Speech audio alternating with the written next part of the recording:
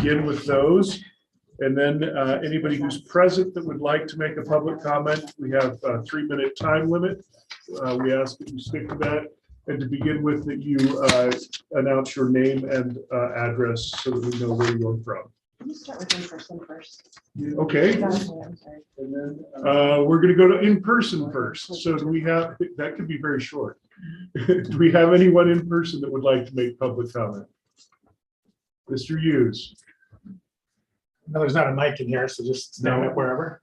Yeah, we've got mics on the table. Okay, wonderful. So just 2 or 3 things that I wanted to mention in public comment. One, I know there was a city budget meeting a couple weeks ago. I know there was some confusion as to whether our project, what's been referred to as the Holt project, received any TIF financing. And it sounded like that there was I guess, at least insinuation that we had, but I just want to make it clear. We received no tax increment financing on either the residential side or the commercial side. Instead, we went with the tack that we would propose a commercial element that was feasible. And as you guys know, by driving by, we're almost completely built. We've sold 9 out of the 10 units, or at least they're under contract. And we look forward to having those open here in June. The second item of public comment, I just wanted to make about item number 10 on the agenda. As I talked with some of the city council members, I think 4 of you since the elections, one of the things that has been kind of a recurring theme is how do we signal to the business community and development community that Syracuse is still open for business. They was worried that there was kind of a chilling effect maybe from the election. And I think passing a measure like number 10 definitely would send a message to the development community that isn't a friendly one.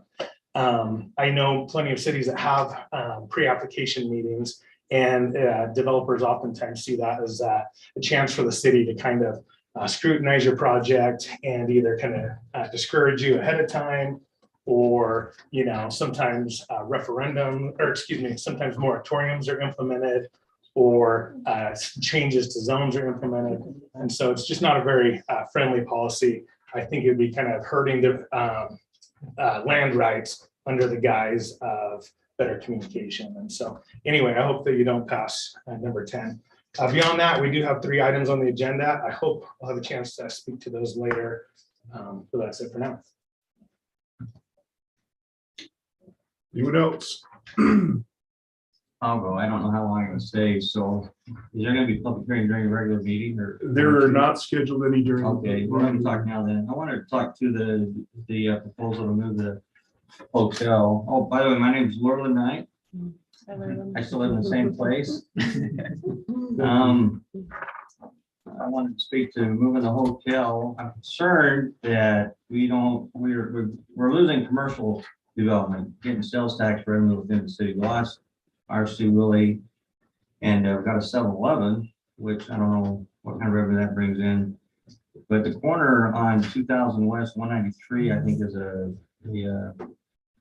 one of our best commercial opportunities to develop. I think a hotel would bring some commercial, but I don't think it would really do as well as if we brought in, something like a big box store. And I talked to Mr. Johnson. I don't see him here yet. Oh, here he is, about it. But I would still propose that we work on bringing some type of large box store. There's a lot of advantages to that. We used to be a destination city. That's kind of going away with the highway. We're going to have a lot of people drive through. There's a lot of people drive through on 2000, a lot of drive through on 193. One of the advantages of having commercial there is we would attract businesses from east and west and north that would have low impact, traffic impact on the city, but it would bring a lot of sales tax dollars in. I feel like we've lost some of that, and I think that's the best location for that. So I wanted to just add my 2 cents that I think that I hope we don't pass up an opportunity. I don't think there's another spot like that in Syracuse that exists. There's little spots here and there. And if I can speak one more thing, with the Plan Commission talking about the master plan with industrial down there. I know we love industrial, and I know like a lot of people want to have jobs here in the community. But if we're looking to broaden the sales tax base, I wouldn't be so hard and strict on that. I mean, if you had a big box store in further west, like a car dealership, there's a lot of traffic goes by there. I think there's some good economic opportunities. I think we need to look forward to the long-term of the city and what it's going to be, and consider that, we represent the citizens. Well, you represent the citizens, and that would be the taxes that you're going to charge them. And how would you broaden that base to make that more equitable? Right now, a lot of us go to Smith's and West Point, and we're helping, with their sales tax revenue, that portion they keep on site. I think we could track more of that here. I wanted to say one other thing. When Walmart came into Syracuse, we were quite surprised because of the Walmart in Layton and Walmart in Clinton. And a lot of people said they wouldn't want to come here, but they from both those stores to here. But there was clientele to attract them here. And they're in a good location out that off ramp. But point is, they could see into the future. I think if we kind of envision the future of our city and look at what's going to come, and then kind of go out and, work with some of these businesses, see if we can't get someone here. And I think that's very possible. I think that's an excellent location. I know we talked about Costco and Mr. Johnson and I, and he talked about some of the things they were concerned about. But if you look at it, the nearest Costco's in Bountiful and Ogden. I know people here that drive to either location. And we're on the west side, and there's a lot of traffic there. It's just, that seems like a prime location. Anyway, those are my comments. Thank you. Any others? Okay, seeing none, I'll go to those that were submitted online. Okay, the first one is from Aaron Williford. On February 8th, the Syracuse City Council amended Title 11 Traffic Code to expressly prohibit the use of assisted braking devices like engine brakes, Jake brakes, and exhaust brakes. The complete prohibition of assisted braking devices is a threat to public safety on the roadway. While the amendment does state that they can be used to avoid immediate danger, the reality is in some heavy vehicles, Class A diesel motorhomes, for example, the engine brake switch is not located in an easily accessible location for quick action. In addition, when turning on a dynamic braking device, there is a lag of a few seconds before the brake engages. Both of these combined mean that in a situation to avoid immediate danger, the driver of a heavy vehicle will have several seconds delay before the assisted braking starts, causing the danger to have not been avoided. I would like each of the city council members to drive a heavy vehicle in heavy traffic, both with the dynamic braking device disabled, then with it enabled, then reevaluate the new code. Driving without a dynamic braking device during periods of non-heavy traffic, 10 p.m. to 6 a.m., should remain as other traffic is the main cause of immediate danger to these heavy vehicles. Okay, the next one is from Charles Olson, and he just says, please move the hotel to the other location. This third one is from Noah House. He says, I live in the Monterey Estates subdivision. I've followed this project through the first application process, and now I'm following it through again with the current version. Last fall, our neighborhood started getting social media posts about the proposed project. Upon attending one of the planning commission meetings, I heard the question asked to the developer, how do the residents feel about this project? I set out to find that answer by conducting a neighborhood survey. I received 78 responses out of approximately 192 homes.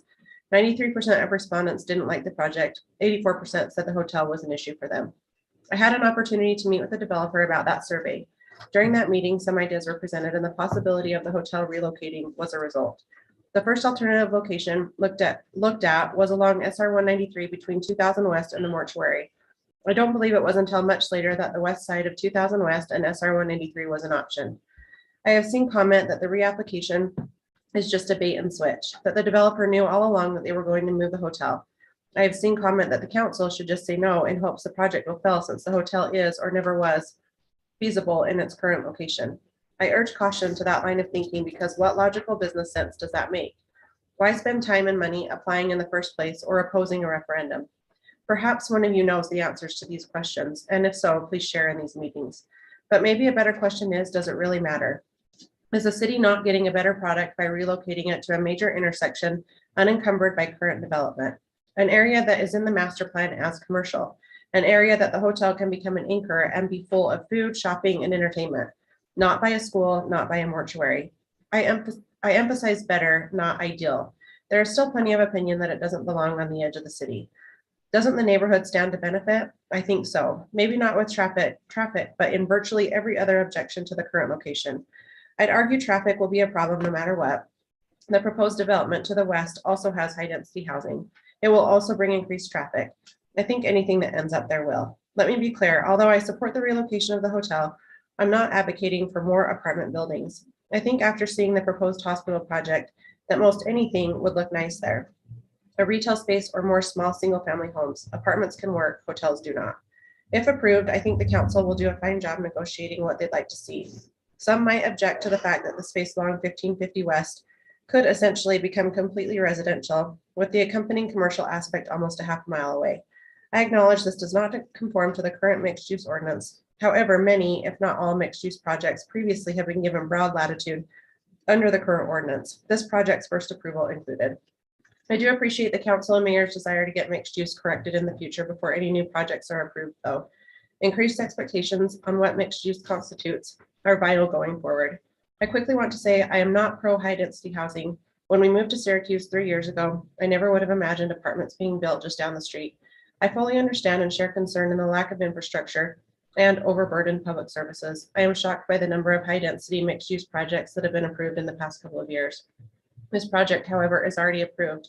I have little confidence if the relocation is denied that the project will fail. I believe we will have a hotel built off 1550 West, which in my opinion is worst case at this juncture. I appreciate your time and service to the city and look forward to your discussion on the matter. Okay, next is Megan Meldrum. In reference to agenda item F5, proposed rezone from GC to MXD located at approximately 300 South 1550 West.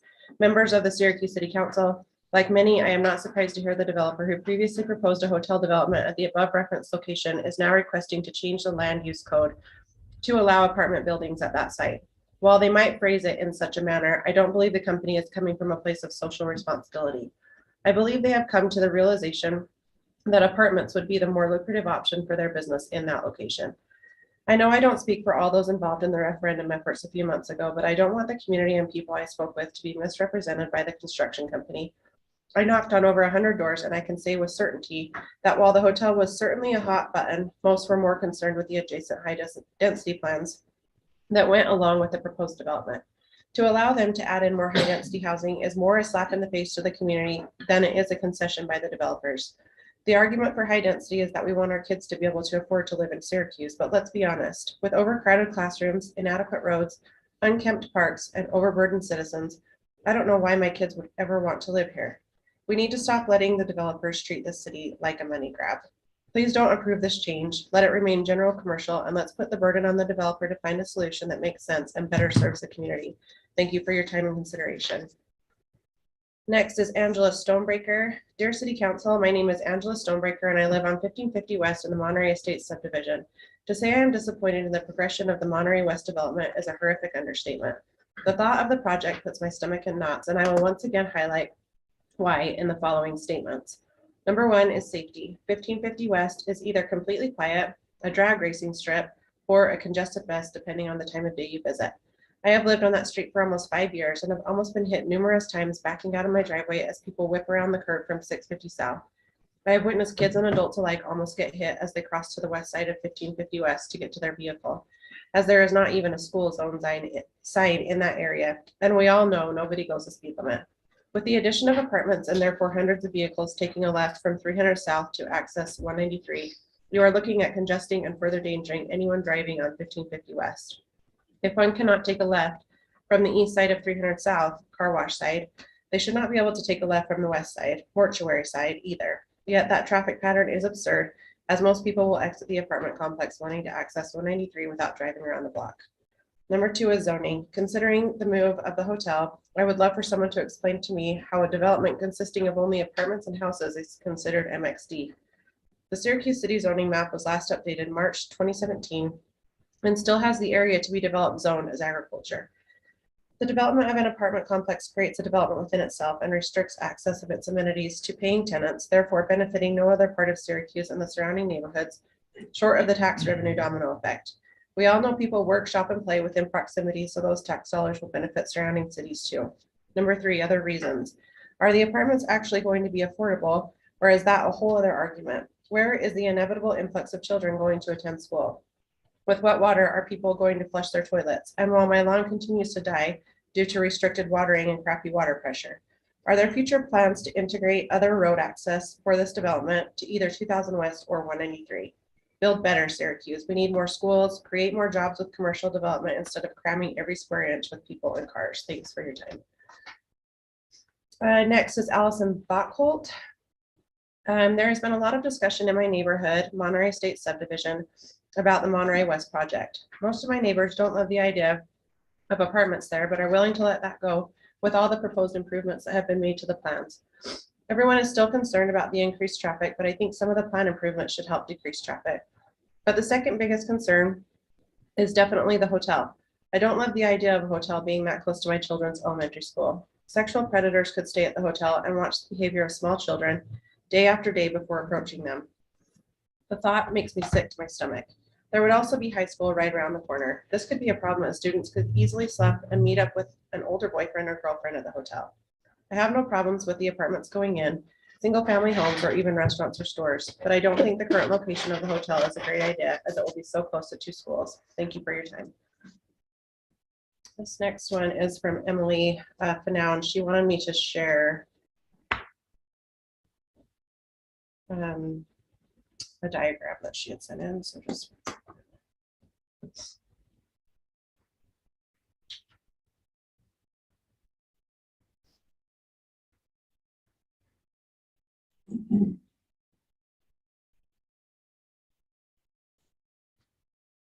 okay. Dear Syracuse City Council, I am a resident of Monterey Estates and would ask for you to ultimately vote in favor of the zone change, which would result in moving the hotel from the proposed Monterey West development on 1550 South to the proposed location on 2000 West.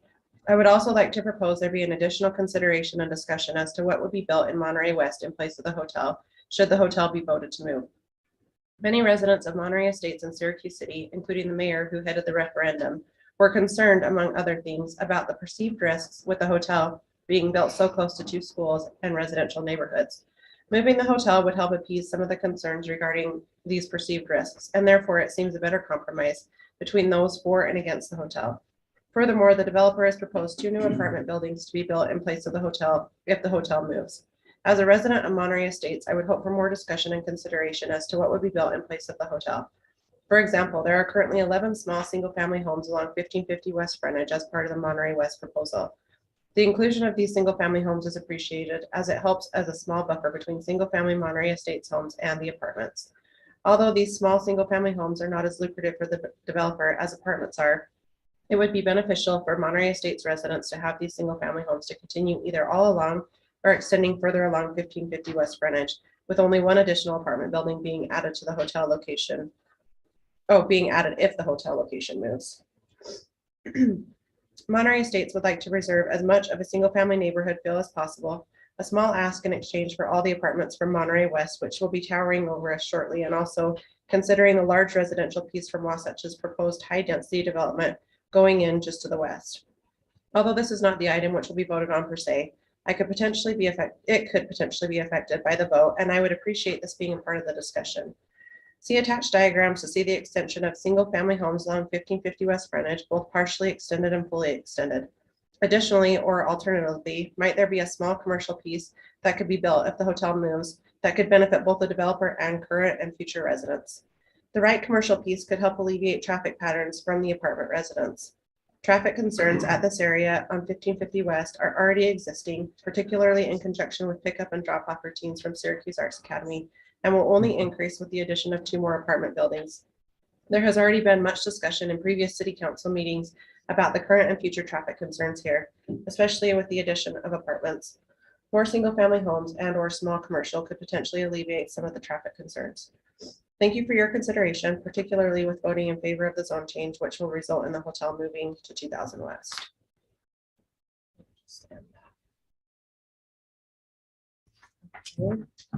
And then Christy Ormsby says, my name is Christy Ormsby, a proud Syracuse citizen. I encourage you most strongly to approve the 2000 West 193 development request as the new location plot for the already approved hotel. As you know, this will move the hotel away from Syracuse Arts Academy and elementary school. As the location for the hotel currently stands, it poses a marked threat for the safety of the students and parents of the school, both in regards to traffic as well as potential predator hotel clients.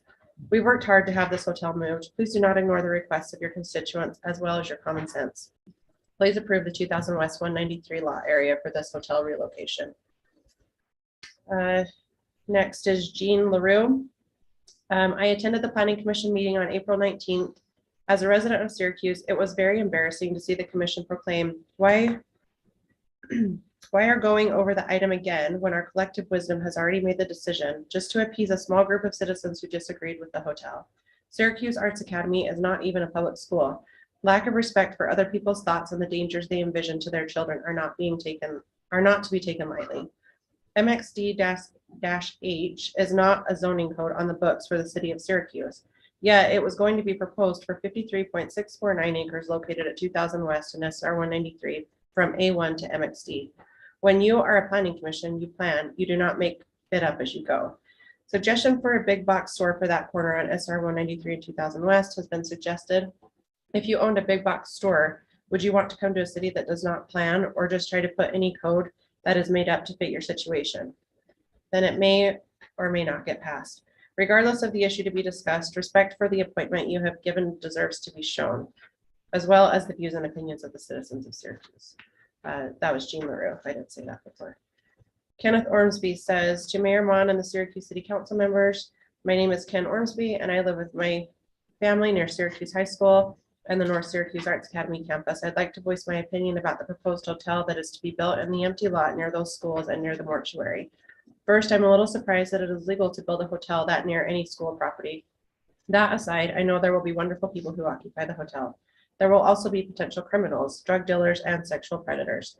In the interest of child safety, please consider the proposed new area for this location, the 2000 West 193 area. Thank you for your consideration. Christopher Larson says, I feel that there still needs to be a commercial component to the mixed use zone. There are a lot of housing units that are going in there, and I think having some sort of commercial component that would serve the residents would be best. Additional housing units in place of a hotel could also have a greater impact on traffic issues in that area. This is something that should be considered. And this last one is Mike and Valerie Doucette. I'm writing because I don't want the hotel. I also do not want more apartments. I want townhouses or single family homes. I vote to keep the hotel just so that the developer cannot build more apartments. He suggested the hotel and was approved. Make him keep it. I don't think it's fair to cancel a hotel and get more apartments. The traffic is already bad. The city water source is struggling. This isn't good for our city, but I wish there was a way to stop the whole thing. Okay. Thank you to all those who provided public comment. We're going to move on. Our next item of discussion is regarding transportation grant applications. This is on the agenda because I had actually talked, Jordan came forward and said he would like us to consider applying for a trails grant, which is also wonderful, and we should do that. However, I'd already been working with Noah on a grant for 2500 West because we have some interest in that area. The reason I'm bringing this forward to council is because they would be competing applications. The same body approves both groups, even though there are three buckets, if you will, for transportation grants. One specific to trails. And I just attended my first meeting where these were decided for the year. And when they were decided, they started with trails because there were so few grants. But then there was another city who had applied for some road grants that they said, well, we've already granted them some grants in the trails section. So they were not considered for a road project. If ever there was a road project that I have seen that absolutely perfectly fits what they're asking for something that brings some connectivity to a regional area of interest, this fits that application. So I'm asking council to give the nod that we would pursue as a priority the 2500 grant ahead of the trails grant. Again, I think we should approach both, just not in the same year. And a big part of that is also that there have been some business interests that the 2500 grant would be a part of, and the trails does not have a business interest at this time. So can you describe a little bit more about I understand what the trails grant is, and yeah, we've got a system and we want to create new sure. opportunities and all that. But could you describe a little bit more of the 2500? So the Wasatch Regional Front Council has a transportation department where they do grants that are based on need and how it affects the region. A lot of these are that go between cities is part of the effect. This one may not go between cities, but several of the applications that I saw this year were to get you to where it would provide additional connectivity. With the temple under construction on 2500, all the traffic that eventually would go there when it opens, which is a couple of years down the road, which is why this is a good timing to get this grant done, would end up coming down 2000 West. But if there was an alternative, which meant 2500 extended from where it currently is up to 193, and UDOT has said that that's a good location for that, and it is in our master plan, then that would make more than one access that made sense for surrounding city traffic that's coming towards that regional location. So that's what I'm proposing we put in a grant for, is to build that road off of the Wasatch Regional Grant. So my only concern with that is just that because we don't own the land, Right. the concern is that if we have to wait until that grant is realized, knowing how far back that'll push us on the ownership piece, are we basically saying quasi that the transportation piece, the trails piece, is just essentially pushed off in perpetuity until that gets resolved? And so I'd be a little bit concerned if we could do the one and get it accomplished immediately. I don't know that that's the case on the trails piece. If it was awarded, would we move on it, quicker than We would need hoping, you know what I mean, than hoping Yeah. that the To acquire the 2500 land. Yeah, because if that's not, and my understanding is that's just not really a starter at this point, is that, Actually, the city was approached saying that there is an interest more from interest now. a business right now that may go on that, locate on that road. We were asked not to share anymore until they gave us the letter, which I've been begging for. But apparently there's an More. interest to make that connection from the landowner. because I mean, I'm obviously very interested. We've talked about this now for Yeah. at least my entirety of the time on the council, that 2500 connectivity It is should already be, really yeah, Right. it's necessary. Right. pretty important, but Is the grant a dollar amount or an actual stretch of road that we would A ask stretch for? of road. So it's whatever it costs, it would just be Mhm. take. You make the connected. application and then they fund it accordingly. what is the match requirements? Is it? Do we That- know? I'm not entirely sure, but it is, It's 50-50. no, Oh, for the STP, yeah, it's, 6. I have to look that one up. 7%. It's pretty small. It's really small. It's almost Did you say entirely. like funded. 7%. Yeah. 67, so about 7%. Yeah. That is really small. It's I mean, that's a really good grant to, Those grants, if you apply, as soon as you go would be September for letter of interest. right. And then application would be. It would be heard January. next April. And Okay. then they're usually 7 years out. When they award. Unless for some reason they can bump it up, so. And I, Mm, yeah, we've got 7 some years that out. go- That's a long time. and I don't think the idea is it has to be built prior to getting, you just gotta get awarded the grant. Yeah, and by getting awarded, that settles some of the interest as far as, is that property manageable for the future? So Jordan? it's like a 7-year out. No, not necessarily, because there were applications this year. I apologize, this is my first year doing that, but there were applications that were gonna be built this coming year, so That were applied for last year. that were applied for last year. And were awarded they're not announced, but they were voted on last week, so. So do we have any idea how long it would be until we could pursue the other grants? If that's it this year? Yeah. The following year, So as in our beginning, when could we, like this time next year, we could Mhm. start an application? Okay, I tried raising my hand, but no one ever calls on me, Okay. so I'm just going. speak up, my friend. Can you guys hear me? Yes, Yeah. barely, speak up. I've never been accused of being quiet, so. I know, this is a rarity. Yeah. So what I was going for in there is, in the email I sent out to everyone, what I was advocating for was not just this. I don't like the idea of putting this off in perpetuity. And knowing that there are some items that we were looking for, I'm okay if we prioritize this grant, But I think there's more than just this. I think we actually go to UDOT and the state of Utah and go sit in some of our reps' offices, our senators' offices, and say, hey, you've got a hole in your transportation plan for the state that you have this road that connects from Provo all the way down to Ogden, and you missed your state park along the way. So I think we need to, I'm okay if we want to postpone this grant, but I think there are other opportunities out there if we knock on the right doors to help us build this road. So I'm all for that. Yeah. I just, Proactive.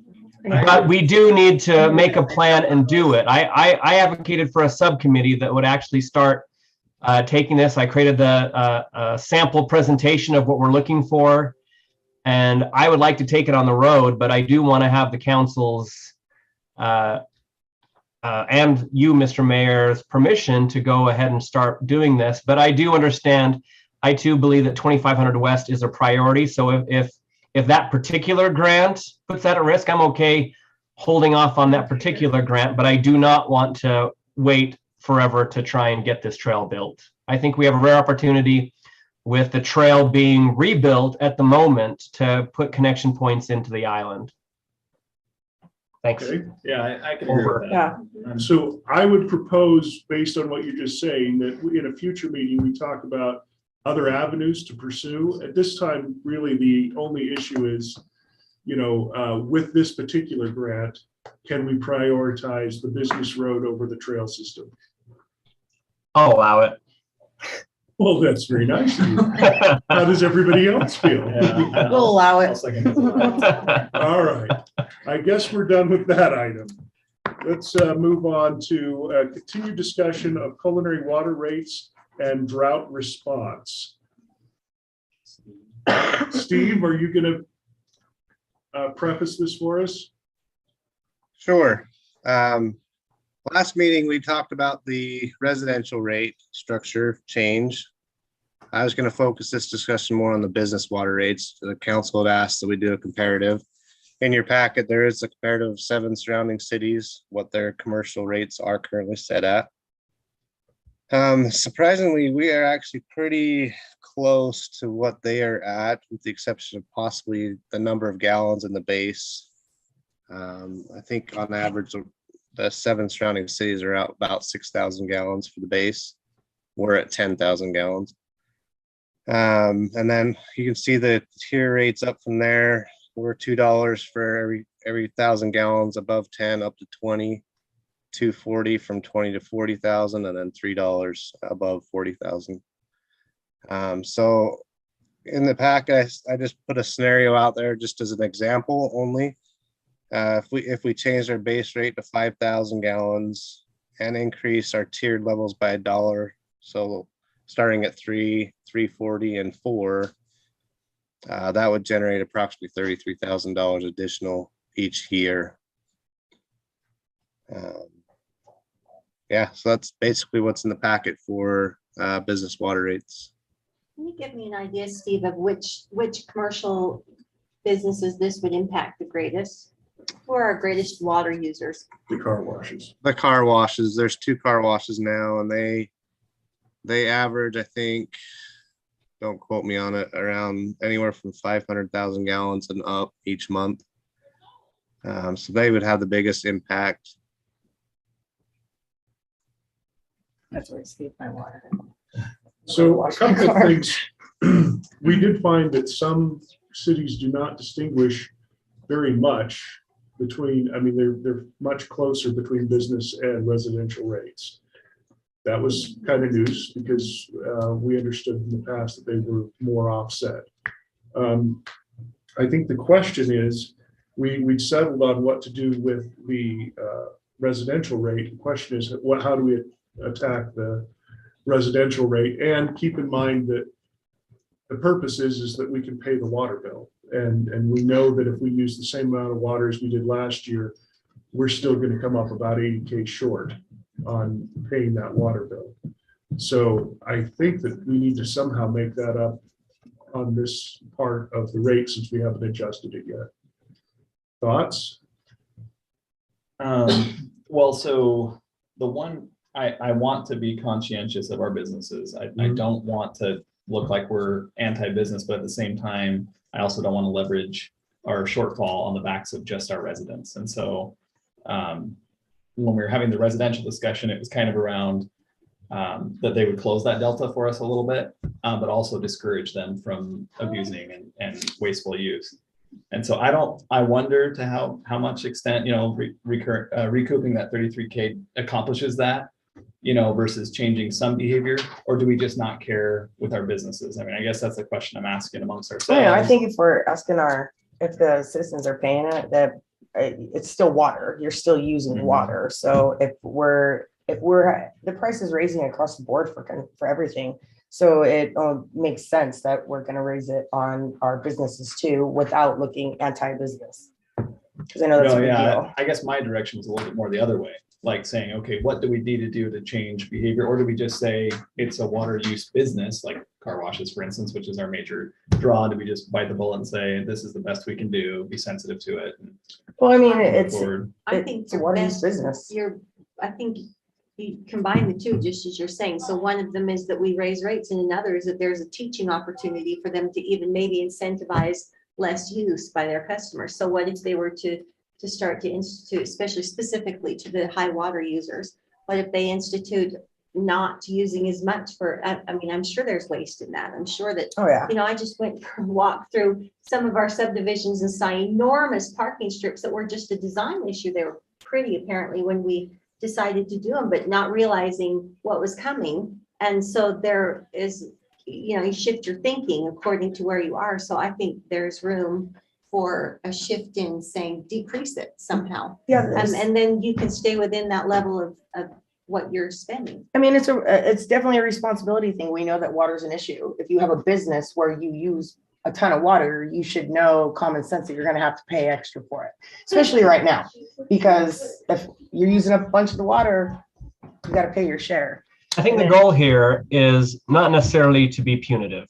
Yeah. What we are trying to do here is incentivize people to find ways to conserve water. And if you can lower your water bill, we encourage you to do so. I would rather you go buy a $10 low flow head than pay $20 more for water.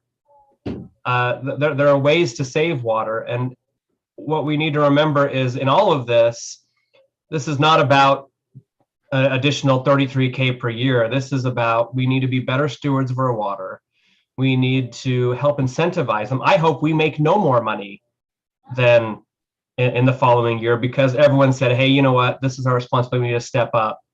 But knowing that not everyone's going to be able to do that in 1 year, we do need to make sure that we can cover the cost of the water. So I'm not sure.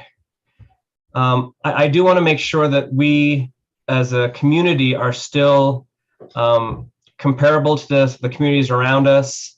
We looked at a 5,000 base and a 5,000 gallon base. I don't see, the only city that has a 5,000 base is Farmington. Can you help me understand what the dashes mean as far as a base? Flat rate at the beginning. Means that's a flat rate. Yeah, that's before any usage. That's the fee they get. Okay. Because I was thinking, okay, so I got to read the rest of the text there. Okay, I wasn't clear on that. Because I was thinking, either 5,000 or maybe we just split the difference between the average and call it around 7,000. But well, the average is about 4,000. Yeah. Is it? Yeah, 38.57. I think teaching can only go so far if you don't hold them accountable in some way, shape, or form. Okay, so let's start with this, and Cassie's going to try to switch over the audio to maybe get us a little better audio while we're talking. I think the first question is, do we use a standard business base rate like we do with residential? And if we do, where are those tiers? I think that's the first item of discussion. It's suggested that maybe those tiers, instead of in 3,000 increments, are in 5,000 increments to accommodate the structure of size of business usage a little different. Again, I think that the way that we've altered the tiering system encourages some savings, and maybe it would do the same for business. just on a little different bracket. What's your thoughts on that one? Any- Yes. Oh, see, now that Okay, worked. now we need to just turn it down. Jordan, we can hear. You know. Turn that down. I'm not too much welcome. Okay. I got you before you turned it down. Oh, geez. Yeah, you did it. Are you gonna say something, Jordan?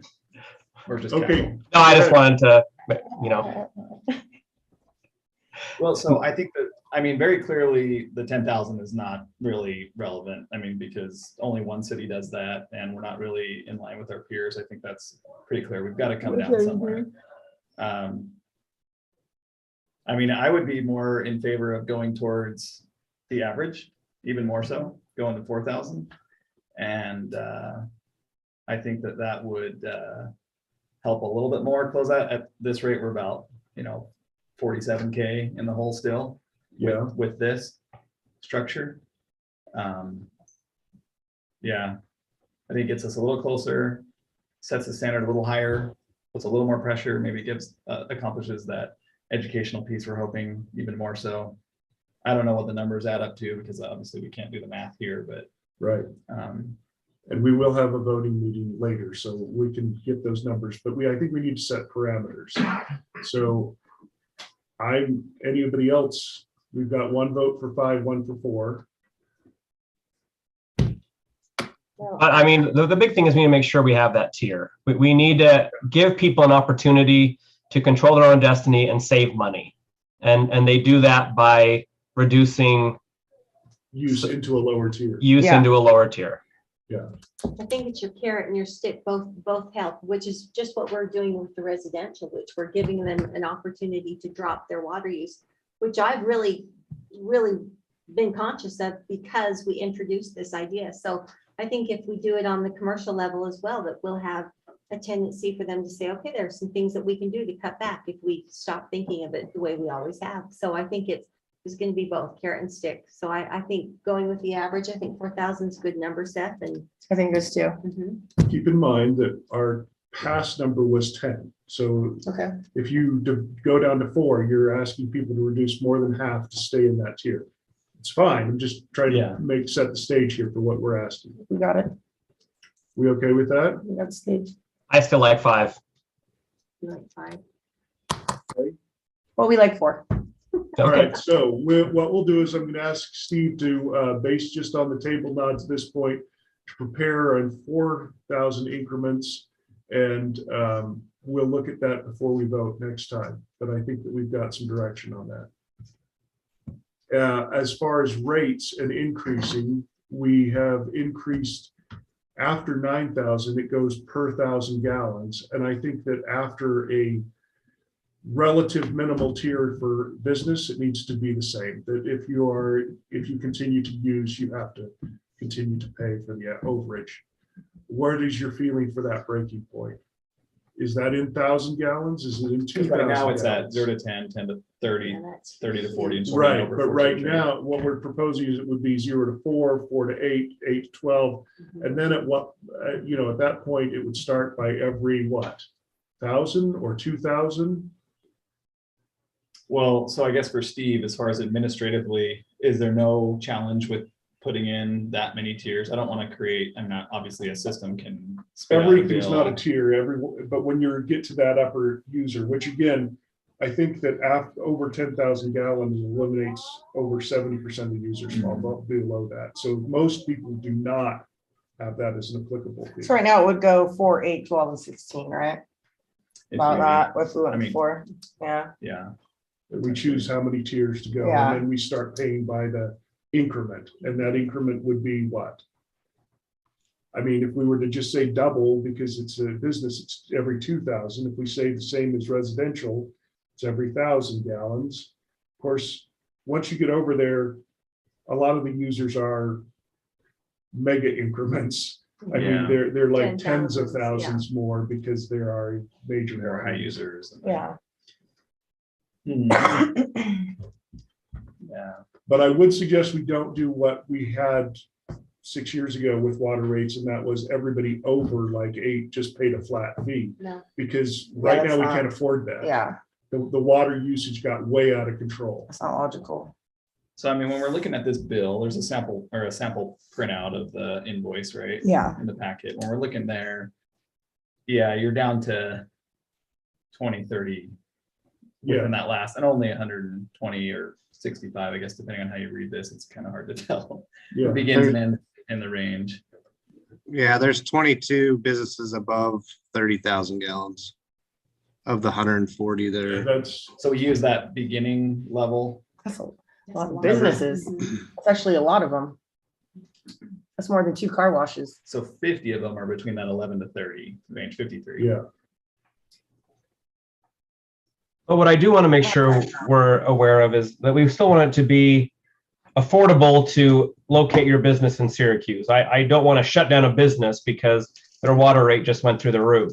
Yeah, but water rate's going through the roof for everybody, man. okay.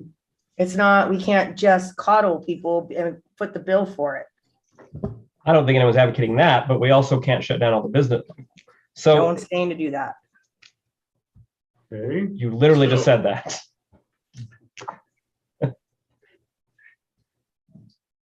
Let's see. So once again, I think we're going back to the idea, and I don't know what the answer is for where our tier starts to jump with, or go down to smaller amounts, but I think we've got to, is there a way that we can have a conversation with our businesses, or at least send out some kind of notification about what's happening and what we'd like to see? Yeah.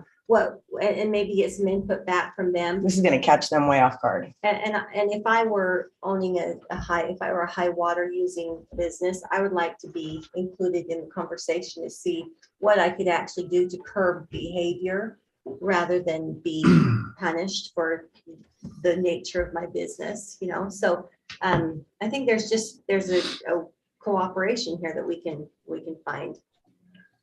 okay, so I think that's possible, that we can send out a notice. We do need to act before the secondary So- water season The begins. 15th. So as we're looking through these numbers here, changing behavior, we need to, I mean, I think if you introduce a secondary tier between 0 and 10,000, I think that's what we talked Yeah. about originally. Mhm. That incentivizes people to pull down from that 10,000 down to whatever that number is, 4 or 5,000, right? So we introduced 4 or 5,000. As I'm looking at this more, maybe 5,000 makes more sense within this. Right smack in the middle. You go 5 to 10,000, and then the next big group between 10 and 30,000 gallons is 53 businesses. If we can break that segment up a little bit and incentivize people to come down to that next tier between there, I think you end up doing a little better than every 4,000, and then trying to come up with some sort of incremental piece within there. I don't know how many tiers we want to have, but I think if you went 5 to 10, 0 to 5, 5 to 10, and then 10 to 20, 20 to 30, 30 to 40. Just That's go. a big gap in there, though. Well, it's huge right now. It's already 20,000 gallons. Yeah, but that's still 10 to 20 is still. Well, maybe introduce just at every 5 then, but the goal is to incentivize or try to pull folks down. If there's no real teeth to this, I don't know how much you incentivize people anyway, because I mean, I don't know what your average bill is, but if your bill is $148 a month, and this puts you at 156. You're not gonna. Yeah, no one really cares. Just Yeah, write that off. yeah. But I do think that doing the incremental tiers that gives people the opportunity to have a target that says, hey, if I can just get down below this, I can save 30, 40 bucks a month. I think that starts to add up over a year, and I think people would consider that. I think I agree with that. The only thing that really gets people's attention to start their education is a shock that their bill went up.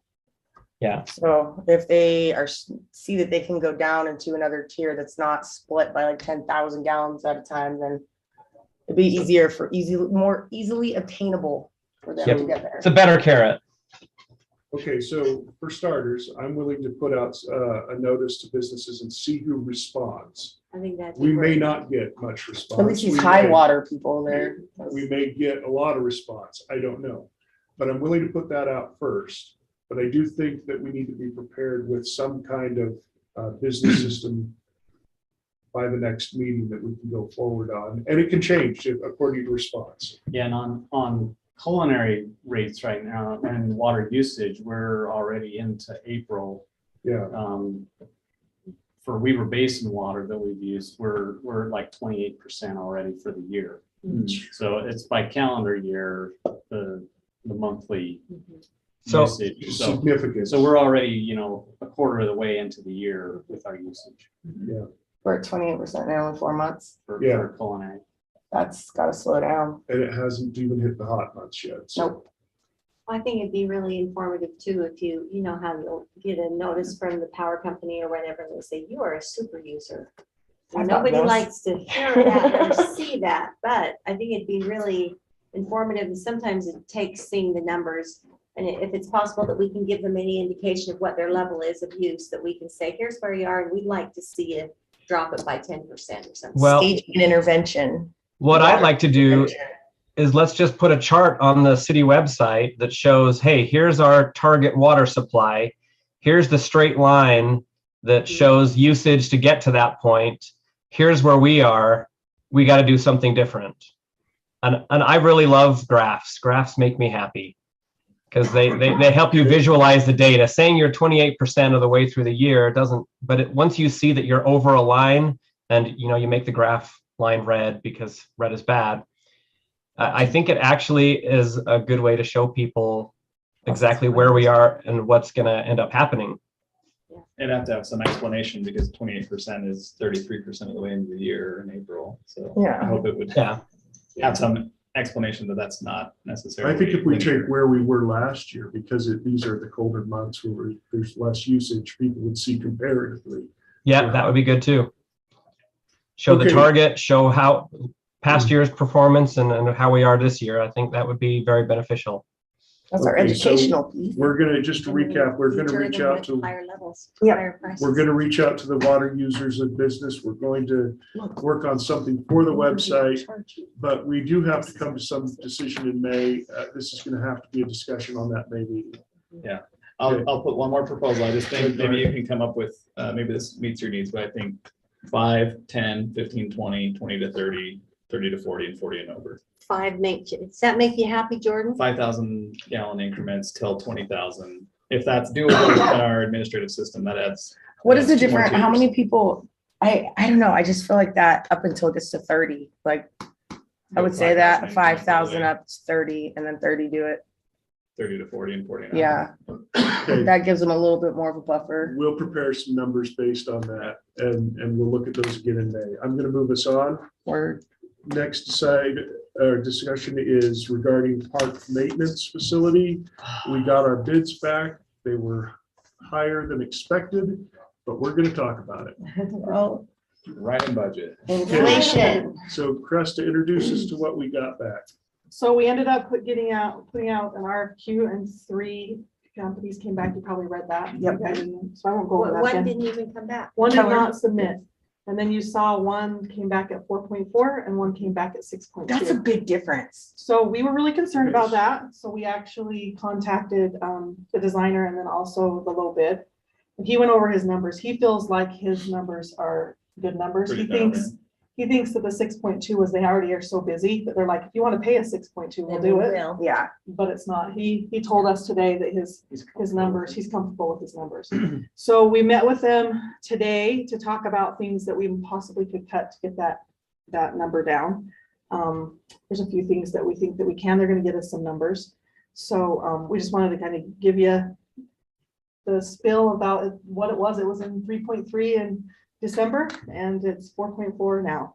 And so this isn't something like we can keep pushing off because it's just going to keep climbing. And yeah, do you want to add anything to that? We've started to look at ways to cut down on the cost. We can eliminate some things like the covered parking area for vehicles and things like that. Reducing some of the storage space, the parts storage and the chemical storage, which we think we can still get by.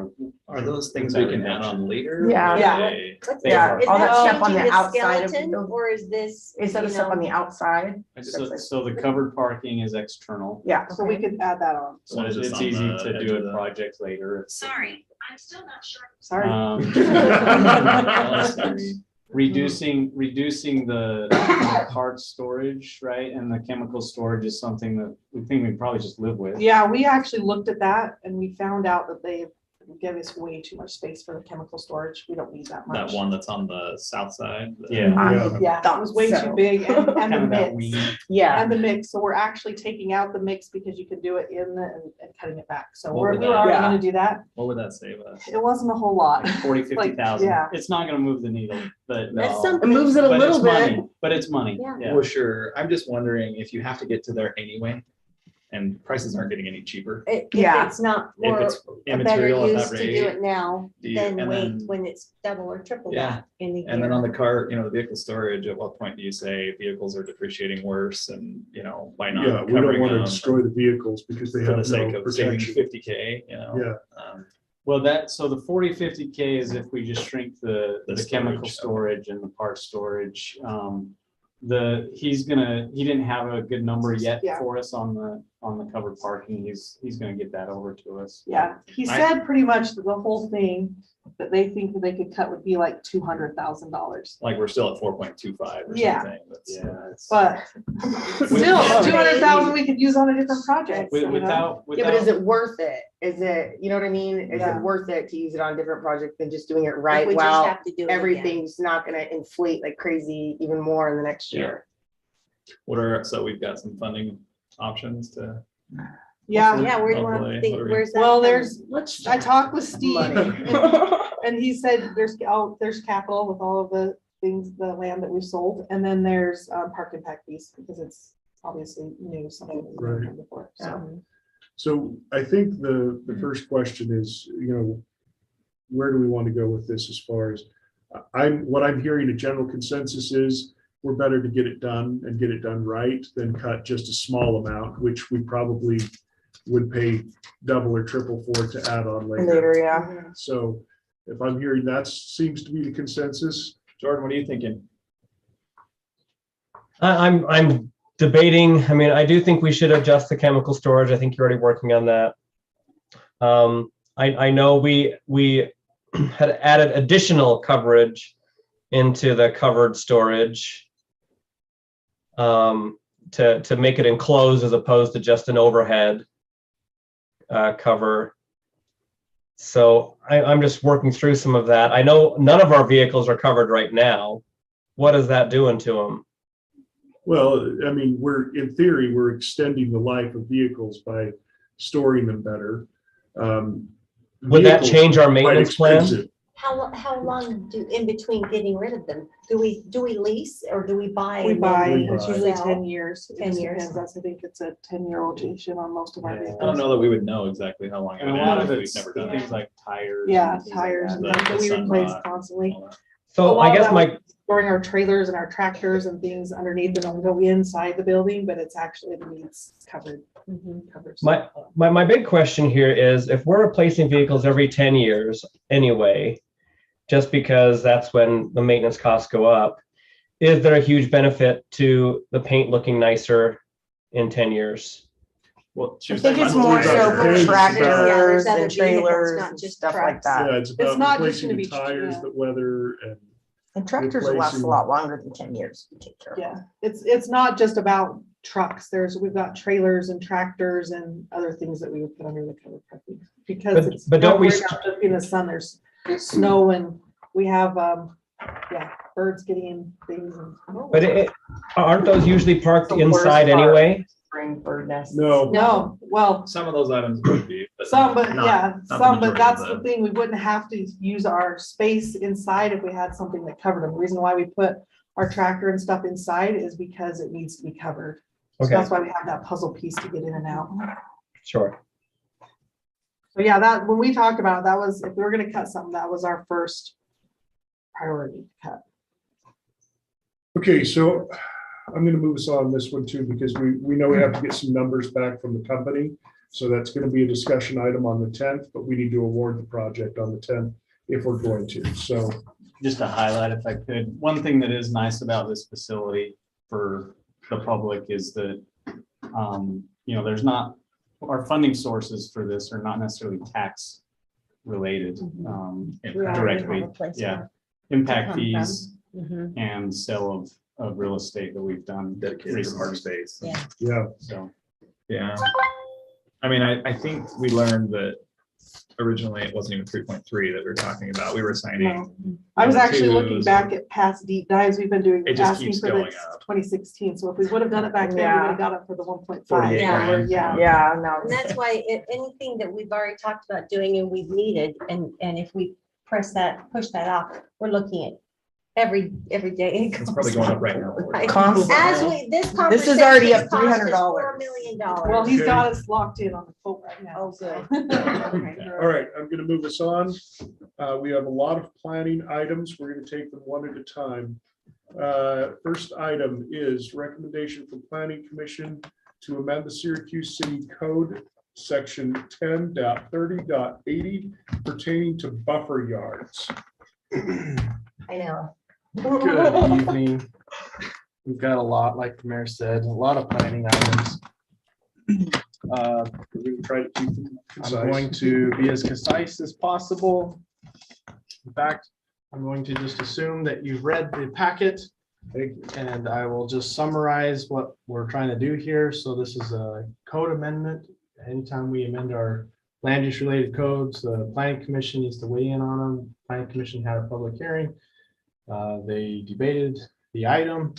They received some public comment.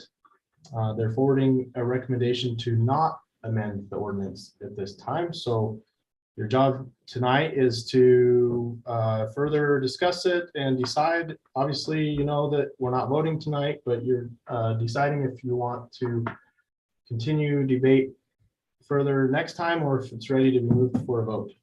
And if you have any specific questions, I can go from there. So the recommendation was not to change, that it doesn't affect at this point, but who has?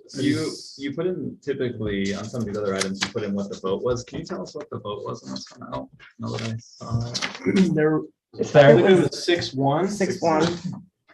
There was one dissenting vote, so the discussion was debating the merits of the different types of fencing and there Oh, was the some, one- Sorry. I didn't read some that. public participation that said, we want a concrete fence. And so that's one of the planning commissioner agreed with. So not only did they want that, they wanted the most stringent version of what we Yeah. reviewed last time. But- So Yeah, go ahead. there was, I actually sent the mayor a picture of kids hanging on the chain link fence next to my farm and a mom picking them up. They're trying to put them over it. And it happens all the time. People walk their dogs through there and stuff like that. And one of the concerns was that the chain link between where they build a new residential fence and the chain link, it would gather debris, and it does not. I assure you, I took pictures of that too. I have it all along my north side. There's nowhere for it to get into. That chain, the chain link fence was taken out. I'm not really sure exactly when, but it's worked so well along all of our agriculture. And for them not to think that it's something that's necessary, and this is a daily thing, keeping kids out of agricultural land. It's not something I deal with every single day. There's one spot they can get in, and boy, do they try. And if those fences aren't up, there's over on 2700 right there by the Legacy, right where the road right there where the city buildings are, public works buildings down there. There is a property right there that they're getting ready to do a subdivision in, and the neighboring property has horses. And if there's not a chain link fence that goes up there, that's going to be a very big problem. And I have no doubt that there's going to be kids ending up in their horse pasture. It's just not safe. So I think the question is who's responsible for the buffer and to what degree that person is responsible.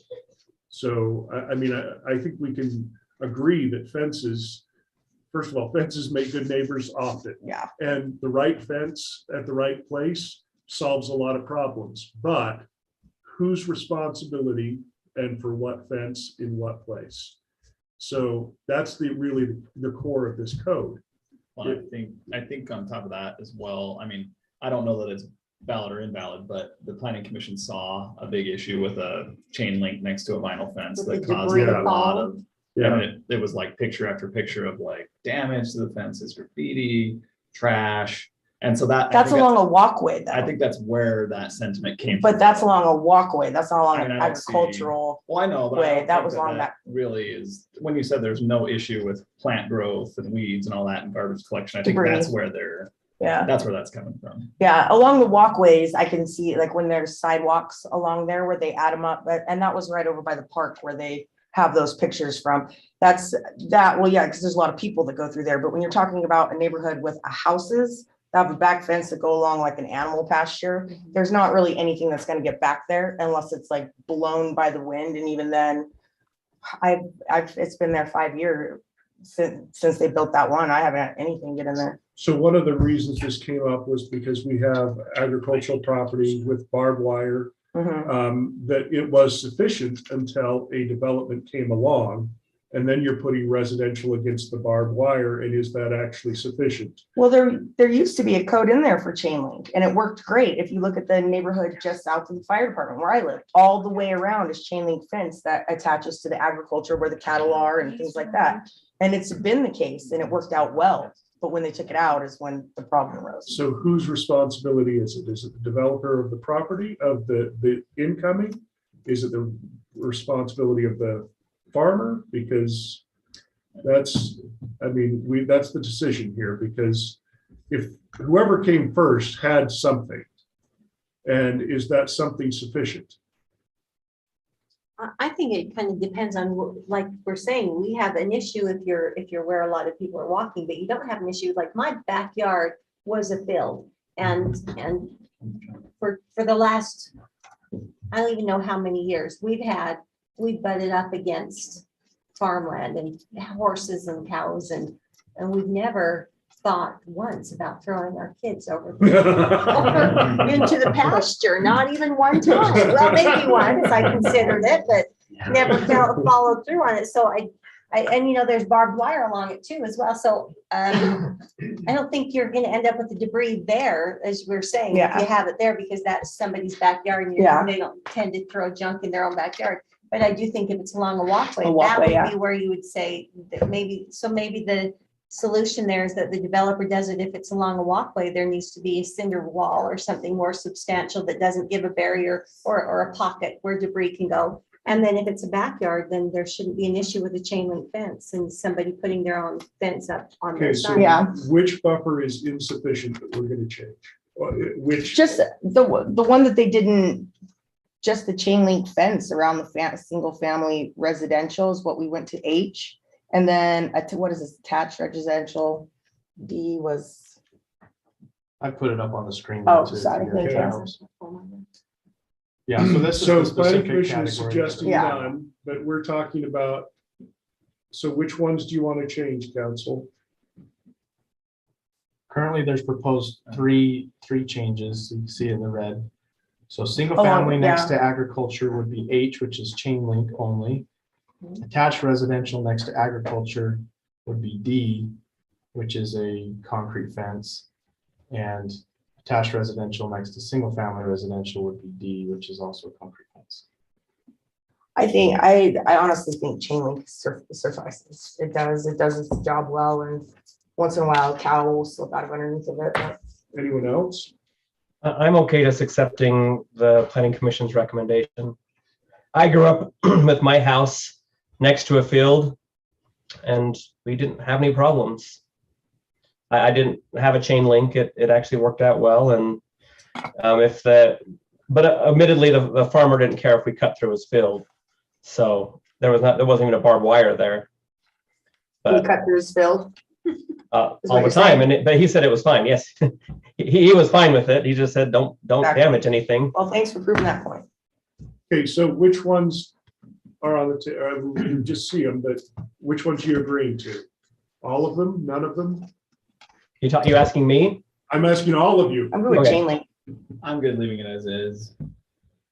Yeah, I don't think that you have to put something enormous. I think the chain link seems to, and you seem to have more experience with it currently. It's cheap and it works great. It doesn't damage against like those. I have a white fence against it now, and there's no damage on it. Okay, so for clarification, you're saying no changes or follow the planning commission. the recommendation that's here. Okay, So you're Jordan? saying no changes? Yeah. Jordan? I'd also say no changes. Okay. Jennifer? I think there needs to be chain link. Knowing, So having you're saying the experience first with one it, needs yeah, to change to along H. the residential, yeah. And then Okay. leaving those other I two think off. so too. I think we've got to have some chain link along the. Okay, so I'm gonna say that- Yeah. I'm going to say that we're split on this, and with the absence of one council member, and this is not a voting meeting, I won't break that tie. We will leave that up to him in the next meeting. Well, I know Okay. we may reconsider with it, so Okay, Yeah. you can talk amongst yourselves. I don't think the cement barriers are necessary. That's just overkill. Okay. I definitely so agree with Next that. item.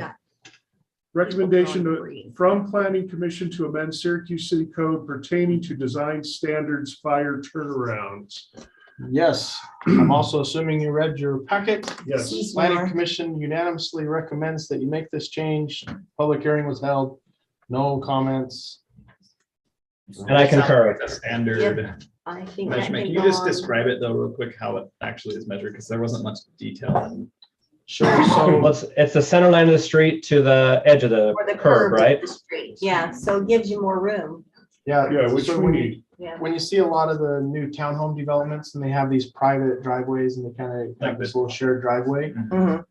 If you exceed 150 feet, you have to have a fire turnaround. Mhm, And currently the ordinance says you have to measure from the center line to the end, mhm. but standard practice is to measure from the curb to the end. Because if you're like against a 60-foot right of way, that adds another 30 feet. So what that's doing is you're seeing a lot of fire turnarounds at the end of these little private drives, and it's eating up a lot of land and just kind of being. So it measures 30 feet less. Yeah. Yeah, Gives A them, little more. because they have little enough. more. Okay, room. I just wanted to make sure it wasn't like from the other curve. So adding an extra 30 feet. no, How does no, that from seem, the side of Got the it. development, that Yeah, curb. that's where I wasn't clear. Yeah. Perfect. Well, it would make the street 30 feet longer. Yes, Mhm. Little private dead end streets would be 30 feet longer, yeah. but it makes it easier to adjust in the future. That works for me. Okay, it seems like we're consensus on that. Can we put that on the consent agenda? I would say yes, but you're missing a council member. Right, and he has the right to pull it off. I thought that Okay. one through. So he can pull it off if he's not in agreement. All right, so this one is going to go on consent preliminarily. Next, application for a general plan amendment for property located at approximately 1700 South and Banbury Drive. Okay. You know, do you want to preface that one? Sure. Applicant Eric Craythorne's here. It was also a planning commission item. They held a public hearing. There was a lot of public input. So what's being proposed is he wants to build townhomes. Banbury, he already has zoning for the majority of the project, but what we're talking about is the general plan, not current zoning, general plan, and it's the west side of Banbury. Planning commission had a lot of good debate and discussion. They had a split vote 4-3, and they're recommending to approve the general plan. And the reason is because they felt that with the site being off of Antelope so far, that it didn't really have a lot of commercial potential. And he's also preserving the corner piece for commercial as well. So they felt like he's preserved the amount of commercial that is viable. And then, they were okay with the 2-story townhome since that Banbury is still a pretty busy street. So just for reference, some of you were not here. This has come up a couple of times before. It was not approved. Certainly anybody can make an application later and ask again, but just that's the reference. So the property to the east is already zoned PRD. Yes, it and is. So it's an administrative decision from this point, even though we see PRDs, is that? And we are the land use authority on Yes. that one. So we would just see the details of the project, but administratively would move it forward if it meets Yeah. the standards, not legislative on that part. So when So- and okay. when we say Just this wanna make sure I wasn't approved, I think you pulled the development application, didn't you? I did Several I years did on ago. the west side, just because there was some talk about connectivity to the park and where the pickleball courts got put. And so there was just a lot of, uncertainty there on what we were gonna do on that west side. And so now those pickleball courts came in on your side of the fence. It kind of allowed us to know exactly what we could or couldn't do on ours. Yeah, because I think there was some talk. I was not here, obviously, when this was zoned, the east portion, and then the discussion on the west piece. But that discussion I think you're referring to is whether there was something we could do around parking. Is that something that was discussed at one point? Right now, that's not. Yeah, we were going to turn that into parking on that side for that's not accessing really- that area. Is that not? I mean, obviously that's. Well, we don't own the land. So Yeah, I was gonna say, we that's can't with your- force the sale of Yeah. the land. The owner can certainly make application to do what they want. I think there is a question of what's the highest and best use of that land. I mean, personally, I think the future of that park is that you wouldn't want to put several houses right there next to that connected piece. I think that there would be a lot of complaints. Pickleball is open late into the night with lights that shine on it and make some noise, not a lot, but some. And I would hate to be fielding complaints from an owner that says pickleball's a nuisance. Yeah, I mean, I think that's something we're seeing as projects infill over time, that we're going against agricultural uses that are in place, that we're kind of having to stamp the plats, with information regarding what you're already up against. We've talked about livestock uses that are going in against residential. I think people need to come into it eyes wide open a little bit more than we probably do at times. Like I'm guilty of that as well, where I've bought a house and didn't, realize how how much of a nuisance something might be. But I have brand new neighbors that put 4 hunting dogs next to a bird coop. I get it. but at the same time, it's their property, and Yeah. so I'm just a little torn on it, just in regards to the commercial viability piece. Obviously, we want to preserve it, but if the rest of it is administratively going to go PRD already, I wonder how The much rest more. of it isn't the question, I don't think. I think Yeah, it's but I'm already saying I don't zoned. think it's going to be the impact that you're describing, I guess, is what I don't, it just doesn't fit. It doesn't, I agree with it just doesn't make sense to put it right next to that park, that extra couple rows of houses. I mean, There's nothing that's connected housing in that area. I mean, yes, there will be Yeah. across the street. but that's across the street. That's across the street. Yeah. I mean, is 7 more really necessary? Maybe we could hear from the developer what your thoughts were. Well, I mean, do you have a specific question for the developer? Yes, Because specifically, what were your thoughts about turning this area into that, adding some Yeah. extra housing? Is that something what were your other considerations for that area? Is That west there- side. Were you thinking putting anything else there, or was that your? Okay, at the Well- risk of not turning this into a debate with the developer, I allow you to answer the specific questions. Yeah, so just, it has been some time. There's been a lot of things happen. We've had a pandemic, we've had shortages, and so there's been a length of time since we talked about it, and that's one of the reasons why.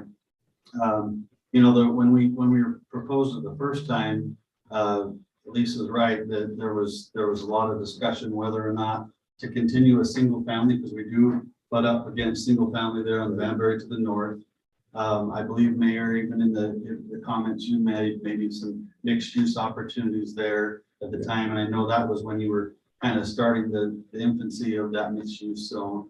And so, yeah, I mean, once those pickleball courts went in and there was no additional parking or connectivity needed there, that's when we decided to kind of go to that next plan and just, put that, a continuation of that PRD on the other side of the road. Preserving the commercial on the corner and having some of that property that really has some depth issues on as you get up closer to Banbury. If you were going to have commercial for parking and whatnot, and like I said, the mayor highest and best use, it was just our thought that would be the case there. So. I mean, in this area, we're gonna need, I think that, Seem like I feel like it's overkill on the west side of the road there. The one piece I'm a little bit excited about is as that does infill, that piece becomes a little more maybe commercially viable. Yeah, And so I'm wondering, do we hold on this one a little bit, push this, see what, comes of the rest of the development, got a lot going on the south side.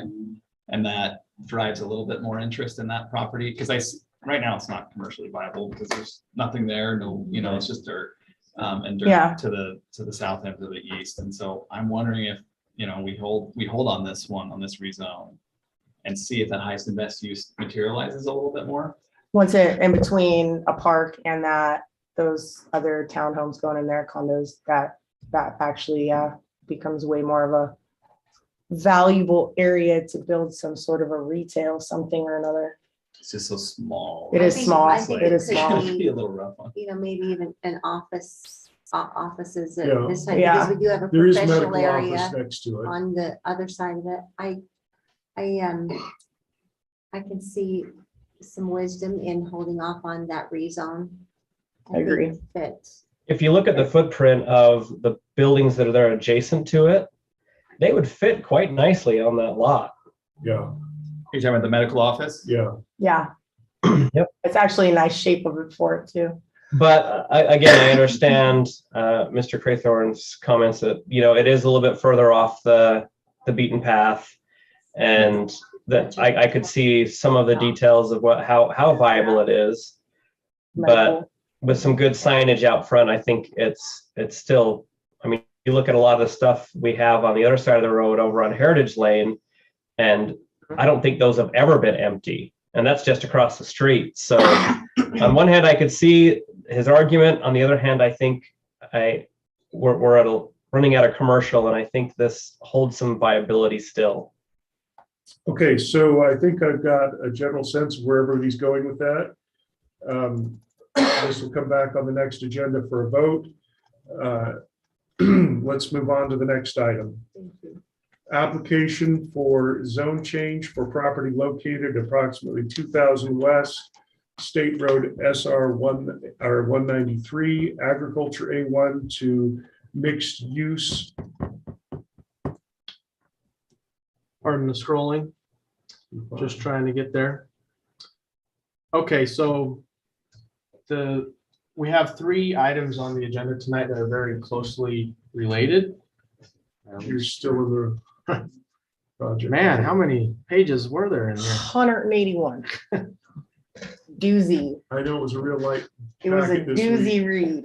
That's It's a little light weekend reading. Took me 4 days. Yeah.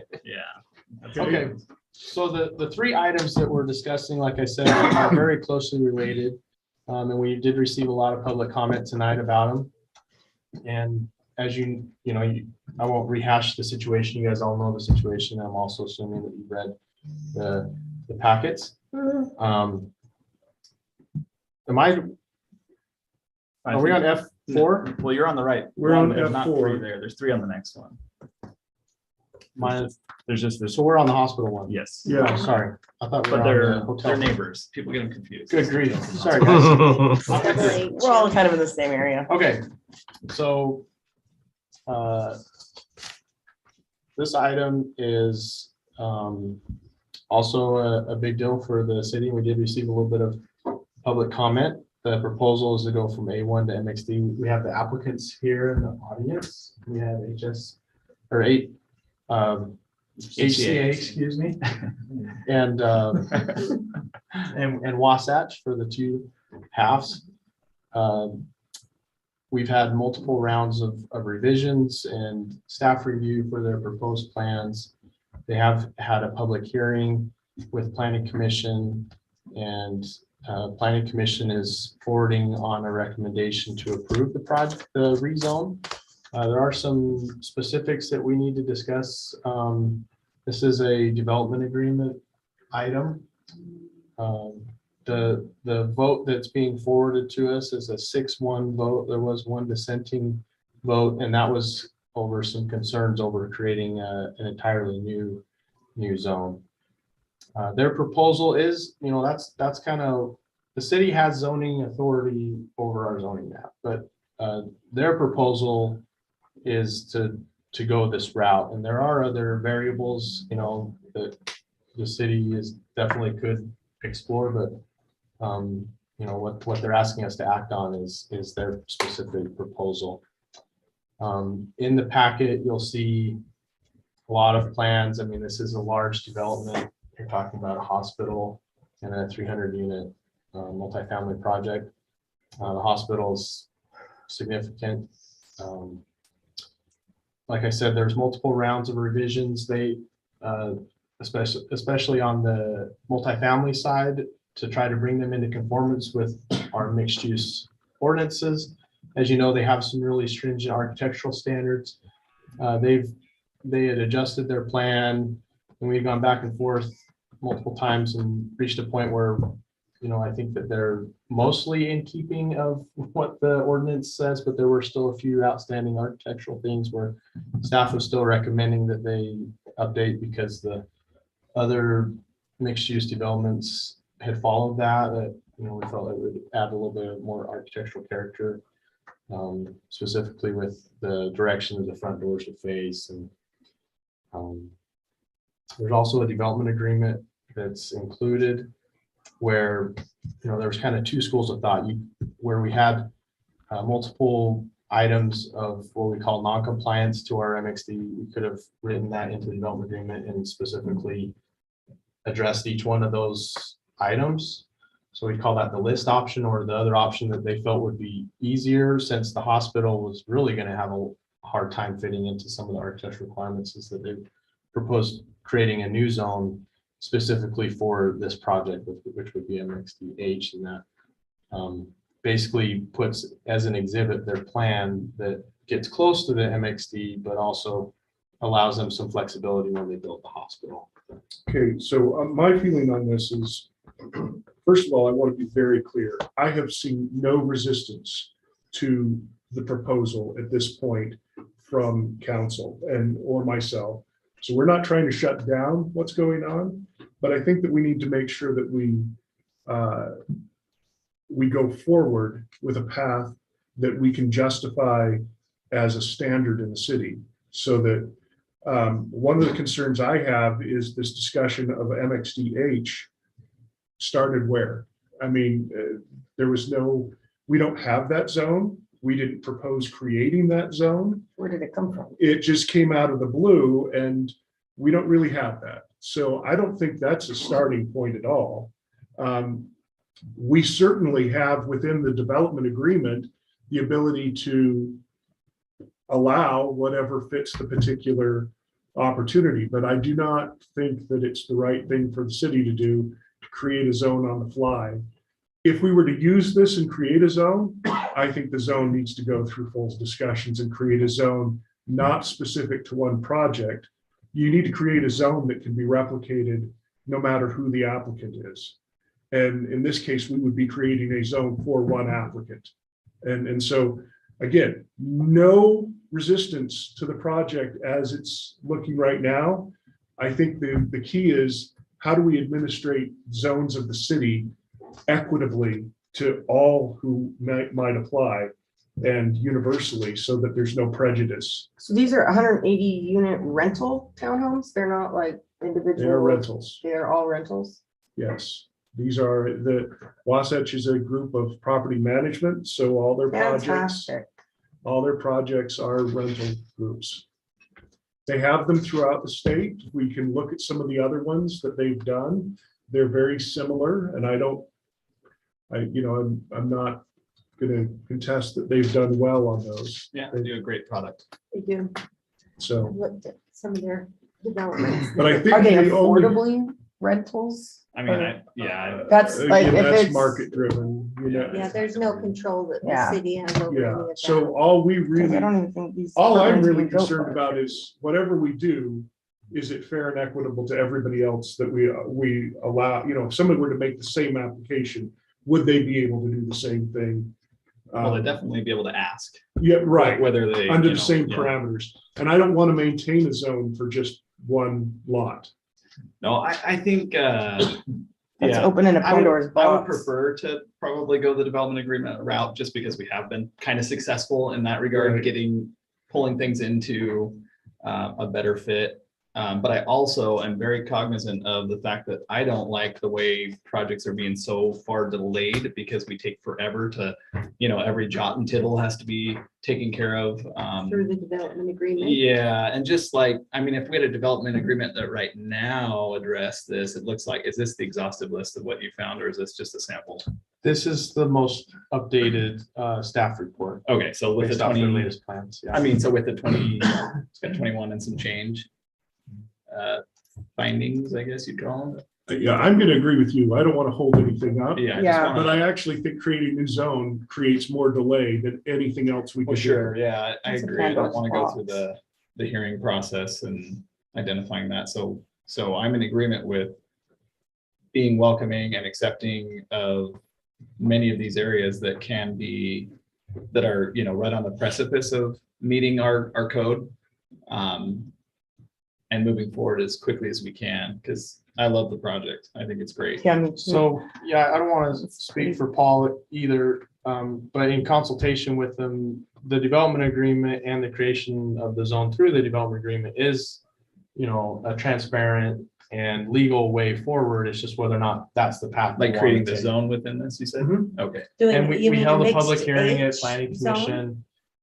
Yeah, so this draft ordinance was in the packet with planning commission. Okay, so this So is, it's a path forward, a legal path forward. It's just, you have to decide if that's the regulatory path you want to take. Like I said, this is their proposal. Okay, but consider that if that's the path that we take, and again, this is about preserving the process of the city. If you say that that's a legal path forward, which it could be, but if we make that our standard, then we're saying that the only public hearing that our citizens are entitled to could be planning commission's hearing of a request to completely modify and create a new zone, and then city council just approves it. I think that's not right for zone creation. Yeah, just to be clear, I'm not advocating for this. I'm just saying give that us the this is the options. situation. It's The possible. applicant. There are other could possible describe things we why can he's do going that are way. not really transparent. I'd like to hear from the applicant if you have the, Okay, so what questions do you have? So- Because specifically, where did you come up with the mixed H and why is that serving your development better or worse? Sure, that's, I got a long answer, if that's okay. That came out of the process, the city process, right, that we've been involved in, which is you meet with staff, right, you meet with engineering, you meet with fire. So as we've gone through this process, that's where this MXDH zone came from. It's not a new zone. It's a better way to look at it, and Paul can chime in, is it's a subzone. The only reason we can do this is because of the MXD zone and a DA. So we are doing a development agreement. This isn't a new zone, it's a subzone. The only way we can do it is because of the DA in the mixed use zone. So part of, like Noah said, lots of discussions, lots of meetings.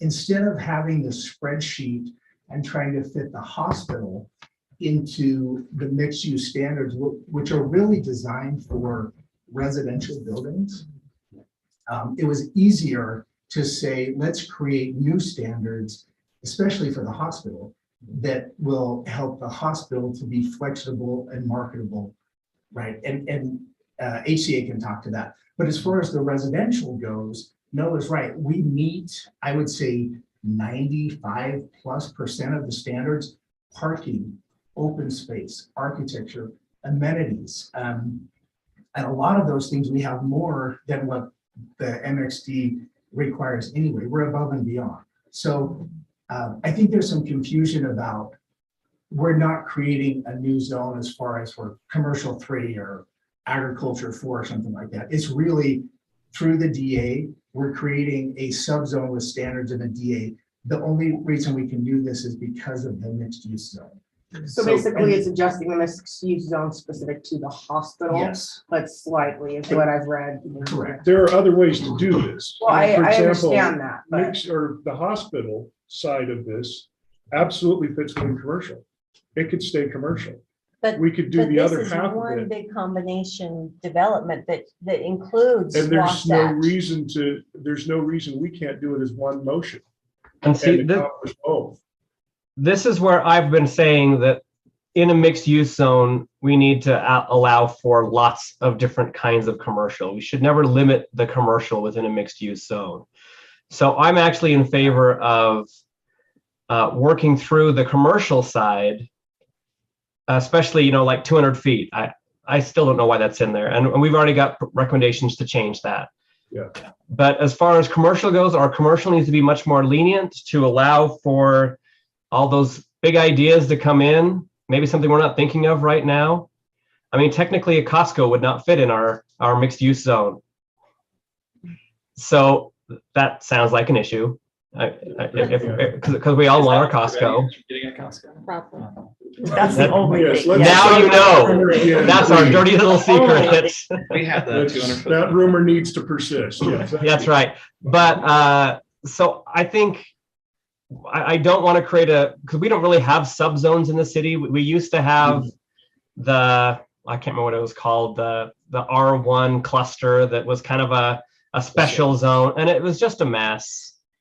So I would prefer to work this through developer agreement with the mixed use zone. Let's look at these. I think there's still some more room to compromise on some of these items, and I want to work through this process mainly because I want to clean up our code, and this will help us do that. And I think the mixed use zone that we're doing, they might just want to apply under the update to the new mixed use, because I think it covers most of what they're asking for. Now, I know the things that it's not covering is the orientation of some of the buildings and the doors, and I'm willing to work with some of that as long as it's. We could simply make that an viable. exception. I don't want to Exactly. have to go through the reapplication. Yeah, no, I don't either. I don't want to hold them up. But Now- again, the point I want to make sure that they're very clear about is we're not objecting to what you're asking for. We're just trying to find the right vehicle to do the paperwork so that the future of the city is not messed with and saying, well, why can't you, make these exceptions or those exceptions or If you redo created things? this And subsection yeah. for them, why can't don't you just create do a subsection for us? us? That seems like a great plan. And So I have a procedural question. go ahead. So would they need to reapply under the new mixed use zone? I think they have the I do not ability think they do. to choose either one they want. Because they're grandfathered in if they want the old one, but if they want the new one, they just say, I want the new one, Without reapplying. Yeah. without reapplying. Technically, they're not vested as to anything right now. Right. The council's resolution was basically saying, we're gonna change it, be aware we might hold you to it. I mean, it sounds like most of the changes, yes, what we've done in most DAs in the past is if we say, if we make a change and you agree to it, then you can adopt it. Okay, so just logically here, if we were able, if we're saying that it's legal for us to create a zone on a fly, is it not also legal for us to adopt a development agreement on the fly that suits the particular That's what I learned about situation? government. We can adopt anything you want. Let's discuss, we're not creating anything on the fly. I'd say, what's being proposed has been, it's gone through the process. If the council wants to send things back for more hearings, we can do that, whichever way you want to go. But Which yeah, I all do these not want to do. avenues- Yeah. all these avenues are lawful. What you're talking about is policy. And that's where, the legalities kind of say, well, if it's all legal, then you decide what you think is best. The policy decision, that's up to you. Because I think that's the only discussion here, is how we administrate policy after this. I think that my guess is, and correct me if I'm wrong, that this would pass unanimously as the project as written, as long as we figure out what vehicle to do it with. Is anybody? There's a couple things I still want to talk about. The road is one. Okay. But as we go through this, I think we're about to talk about the mixed use in 10, 15 minutes? Well, that depends on how this goes. Fair. And we can make some of those modifications in 10 minutes and make it so there's fewer things for them to apply for in the development agreement. And I think we could probably get fairly close, and then we can work the rest through a developer agreement. Yeah. Okay, so. But do we want to talk about the road? My question, first of all, my question for the applicant. If what you've proposed is accepted and approved, do you have any contention with how we administer the policy? Like whether it's a subzone versus a I mean, DA. if we approve Like your we're done. development and you can go forward with what you've applied for in our next meeting, because this is not a voting meeting, do you have any issues with that? My only concern, and HC can chime in on their part, is timing. We're. If we I'm can trying to meet do that it same- faster. Yeah. The goal is. I think a new zone takes a long time. I guess Well, we're what not- we don't I'm need- not it doesn't actually sure need to take about any longer is because it's gone through the what process, is the right? city trying to get that they're not getting with the MXDH? That's The only what thing I'm we're concerned about. The only Well, thing that maybe we're you can not, explain it's not that we're not getting something, it's that we would be getting something additional. We're getting something we don't Where want. we can accomplish the same goal, I think. We've had Right subzones. within- Well, we're We setting didn't up a like standard them, for we got hospitals, them. so if we invite another So hospital to you're the city, inviting we'll us have to a go zone back. for it. But the MXD zone already works for that, you know what I mean? A question I would have is, my understanding is the city is revamping their MXD zone. Yeah. So we're one of the few applicants that will come in under the You old were- standard. Yeah. So You have the option of doing so. anyway, that could completely, there would be no precedence because that zone won't exist anymore as far as the standards go today, correct? It's a whole new zone. Yeah. So there's no precedence to be set within MXDH because you're redoing the That zone. would be, anyway. okay, so what. you're Except I'll saying- have everyone applying under the MXDH because it's less stringent. So again, if you get exactly what you've drawn here, is there contention with how we get you to the finish line? Because our goal at this point would be May 10th, you have approval. I'm open to that. Like I said, my concern is time because the other route You can't is. go faster than our next meeting. Yeah. Me too. So can I summarize what I think you're saying, just for the? Go ahead. Okay, The verbiage we use, right? so, okay, we have two scenarios. Mhm. MXDH, what they're proposing. Which takes more time. Oh, no, it would, I don't think it would take more time. It sounds like What's in it's front of been us, it vetted could and- be approved on May 10th. Well, except you'd have to go through planning commission to do an It already Already MXDH. went to the did. planning Yeah, commission. it You're has. saying that that would Fair. count as a public hearing for a I new mean, it zone. was, I right? would disagree, Yeah. but Okay, so that's the scenario that they're proposing. The other scenario that we're saying is the list scenario where your Our you have a standard development practice. agreement, this is our standard that we've done with others. If there's any exceptions, they're specifically listed out in the development agreement. So instead of a MXDH, their zoning would be MXD. Under the previous MXD version that they applied prior to the current resolution that we MXD, yeah. talked about. Is that what we're saying? List versus MXDH? all I'm So, saying right? is, Yeah, I think that's What what I we're could talking just say about. something, Mayor, I'm totally on board with what you're saying, and maybe, so we're not taking time here and getting outside of what we should be. Maybe on the 10th, you come with both of those, we talk through them. I think we're just talking here, we're all trying to get, I think, to the same point. we We're will just be talking approval on different the 10th. routes. and I don't want to mess that up, because actually what we want is for you to have approval to go forward And that's Yeah. what we with want. the least amount of time. Yeah. But I am also concerned as mayor, and whether, everyone else agrees or not, I'm concerned that we protect the integrity of being open in front of the people. Mhm. So if it looks like we made special exception Gotcha. and that we won't do it in the future, Mhm. that's an inconsistency that I have an issue with. Did, Okay. just for clarification, Paul, did it make its way to the planning commission with the MXDH? No, we did the noticing. I don't recall what it said on the notice. I know that for sure that it was in the packet as MXDH and is on the agenda as MXDH. In the last meeting, but it didn't start out as MHDH. Their original application was not for MXDH. It was the That's where- creation of their attorney that said this would be cleaner to do it that That's where it way. came from. And what I'm suggesting is management for how the city is consistent and honorable in its consistency. But we got an attorney. Which didn't fall.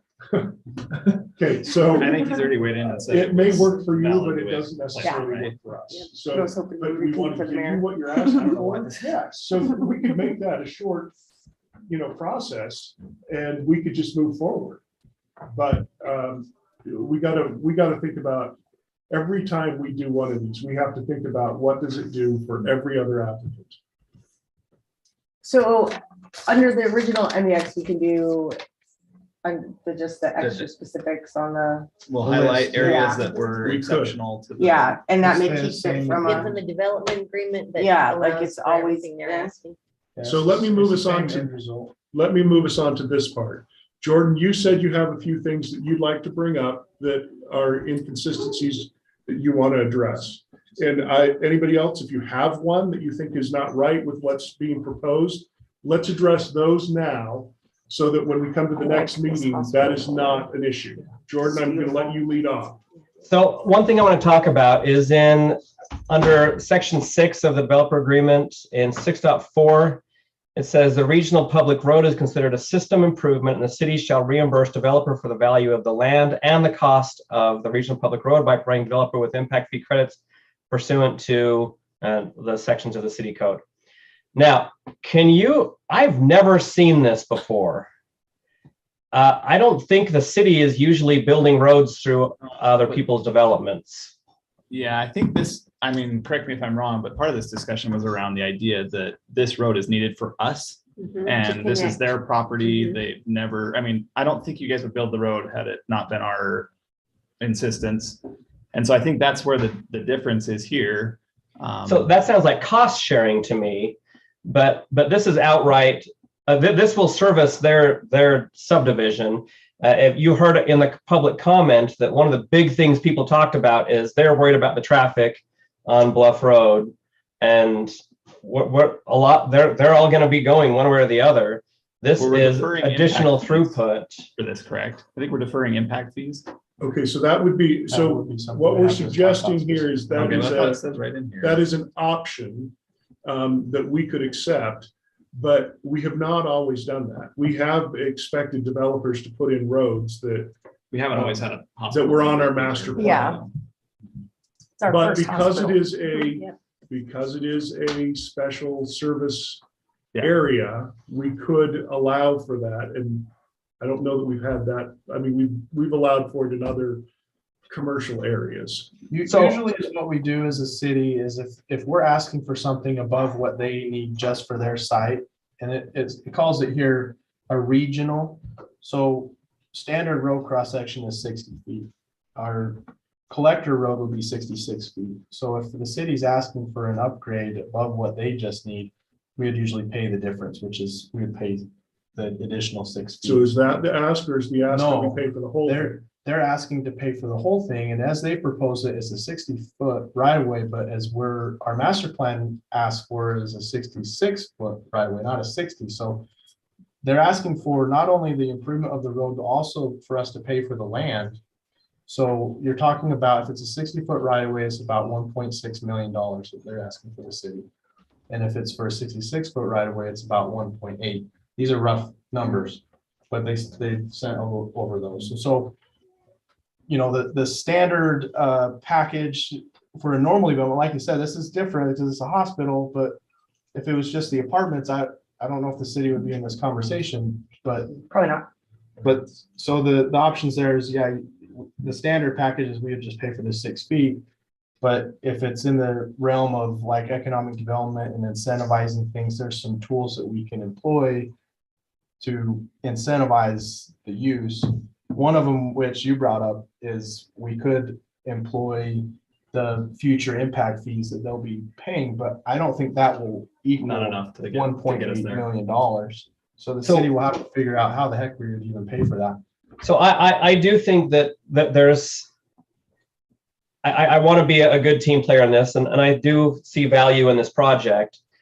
Would they be willing to do a 50-50 split? I guess that's the question. Maybe they cover the residential part, we cover the part adjacent to the hospital. Well, I think that there's also other possible bargaining areas. Okay, like? Well, the city has discussed with the project owners the possibility of a section of land for a future fire station. Okay, well, this is just coming up?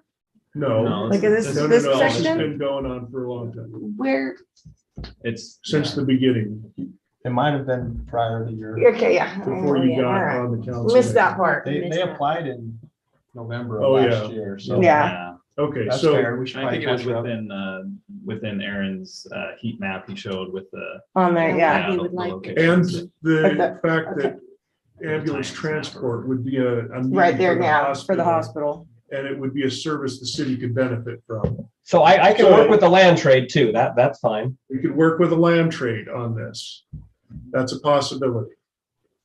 But us paying outright for the road, I think that's a little more than I was willing to bite off at the moment when I just see everything. If I don't exactly have $2 million laying around. Still a bargain if we pay for the road in return for the land that's necessary that benefits both parties. Sure. I can work with that. But I guess I'd like to understand what those options are before I approve anything. Okay. Acreage in mind? We will get that before the next meeting. but- I love that he just lists to the acreage of mine. Aaron knows. She just wanted to.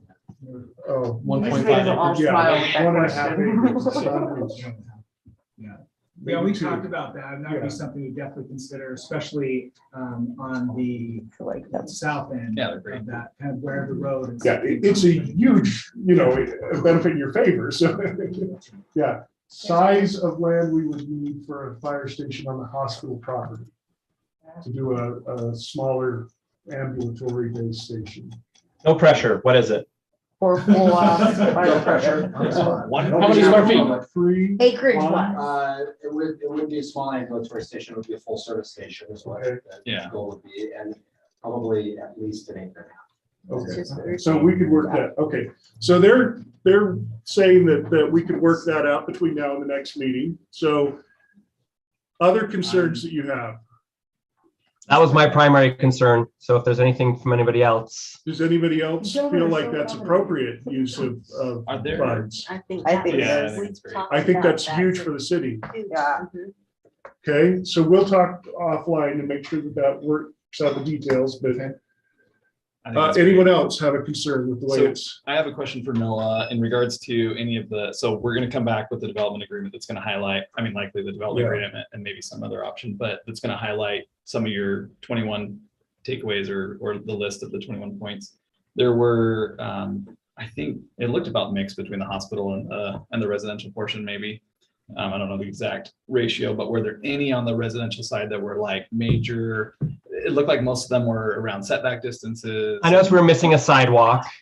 Yeah, like those things will get, we're not gonna DA away from Yeah. touching up some of those little. They still little have to things. do a site plan. Okay, so I mean, like, are we gonna get around the chamfer corners, those pieces? Do we care as much about those? Because all of our other buildings in the city so far have met those. Does that seem insurmountable to turn the corners on or chamfer the corners on the residential pieces, stuff like that? That one is tough for That us. one's tough, okay. But in return, we're willing to offer some other things and give you more open space and more amenities. So we can talk about that in the meeting. okay, I'm willing to make those compromises as long as it's a give and take and not just a give. Yeah, So- and that's where me having a background in urban design and architecture, some of those, last percentage things. And I wish that the projects under construction were completed because I think having the corner chamfered edge and the entrances and the first floor entryways facing out is going to make the project make a difference in the project. And that's why I had kept pressuring them, and that's not their standard of what they do. And so like I said, we kind of reached at a point where like, okay, well, they've amended everything that they're willing to, and I'm still over here. Planning Commission reviewed it. They weren't too worried about it. I don't want to, I'm the staff member. No, making don't hang us up on recommendations. this. But yeah, I'm not hanging you So, out. Right, I'm just I think an saying. easy We're way, actually all It's up like, to this is you. great. an easy way to solve this one, I think is you've I'm kidding. offered, the applicant's offered, but there may be some things they're willing to give. No, mhm. If you come with that list to the next meeting and we come with a few of the things that we're conceding for that, then it makes it an easy, here's our comparison, yes or no. And I think that, again, our goal is to move you forward at this next meeting and not hold this up any. Okay, council, I think we're gonna move on from this one. Thank you, Joe. Thank you. Thanks, guys. Okay, now Noah, your cluster of 3 that we will, Sorry, I got Ooh. confused there for a minute. that's No, okay. these packet items. There's so many. I can't pull any up, so I appreciate you putting it on there. Like, it will not. I had to export mine. I had to learn today. My Love Adobe it. works fine, just in case you were I wondering. get phone calls too, where people don't know how to find this. I think a lot of people, a lot of the public don't actually see the packet either. We'd like them to be able to. That's fair. Okay. If you don't want to keep. Thank you for your patience. I'll hold this up. Super happy to use the restroom. Okay, general commercial to MXD.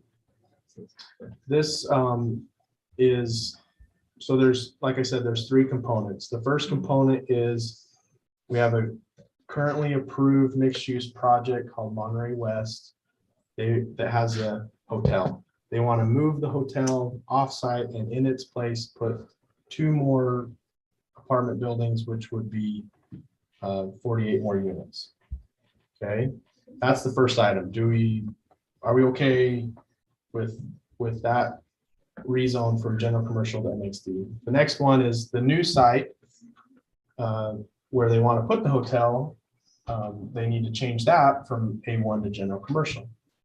And so that legislative decision is, do we like that new site? And do we want a hotel there? And then the third item is the amendment of the development agreement that would allow them to move it. In the original development agreement, it actually anticipated moving it, but things shook out slightly differently with and of course the developers here. So those are the 3 decisions. One thing I'll point out with the development agreement is, and one thing that the planning commission debated is that, there's this balance between the architectural requirements and market viability. And, we certainly don't want to scare away a hotel, but we also want to make sure that it's high quality. Our general commercial standards are much more lenient than the MXD standards. But what the development agreement says is that the hotel can be whatever the hotel says. So they would even be bypassing the MXD standards and our general commercial standards. Okay, so let's take these one at a time. The first application is that we rezone the general commercial to mixed use and allow apartments, which would then mean that the commercial component would have to be considered offsite. Yeah, it'll be in limbo. That's why I'm saying it's all connected, Right, it has to happen together, but the first question As long as is, they're not rental townhomes. I mean, if that question fails, the others are removed, right? So let's start with that one. Yeah, I've got it on the screen. You can kind of see what they're doing. So one of the things brought up during public comment was the ability to, instead of just wholesale swapping out apartments, the hotel for apartments, what is the option of moving one of the apartment buildings from the street and replacing just those with a lower density to both give the people of Monterey the ability to have more of a neighborhood feel and push the apartments down a little bit farther? Is that viable? I guess that question is to Josh. I see him there in the room. Okay, well, so that's not hotel we're talking about jumping, it's apartments we're talking about. Well, they're apartments trying to will go in move the the place. hotel and put apartments in it. Okay, So see the hotel And yeah, and see. apartments. okay, so Yeah. I'd like to start with discussion amongst the council about the viability, but if So I think Yeah, in regards to that's- the viability piece, yeah, I mean, the idea is that to move this hotel, which admittedly it was pretty mixed on the public comment piece. In order to do that, they'd have to purchase some property to move it. I think they already did. That comes at a cost. And in order to do that, they've got to recoup that cost. And so the question is, what are we willing to allow them to do if we approve that whole process? Are we comfortable with them making it up by putting those apartments in that location? I mean, I don't know how you move forward from that discussion unless we, get an idea of, are they willing to do something different with that space? And we had a commenter, and he now brought up this idea that, is that something we can discuss with the developer? And is that small homes? Well, they have this, and it's more of the 11. these recommended I don't know if that's even options that have been listed here. Are So- they, who recommended these? Recommended which one? Just it says, who made the list of recommended options here? That's the I'd developer to address proposal. the Options if that's a possibility. Okay. I'd like to hear from Josh. Get to that in a minute. Yeah, because I'd like to hear the options. the Okay, difference in them. so Oh, you're talking about. one of pros the and things cons that's list. been brought I up don't know. is that Underneath this of it. creates pretty Oh, much right. just Yeah, an that's- apart, or the appearance of an apartment only zone, which we don't have. And that's, for all intents and purposes, that's what will appear we've allowed, so. Yeah, but So- it could happen though, a quarter mile, now we're saying 2,400 feet, you know what I mean? It's only about 1,000 extra feet. I've Within got- the zone, you could do it within a quarter mile. If Sure. that's even a viable site, which, I mean, if it worked out, you could which do I it have to within. be fair, ordinance. when we get to that conversation, I have a real issue with a commercial flag lot. That's like 101 horrible thing you can do commercial is put it on a flag lot. Okay, so the council wants to know if it's an option to offer something else.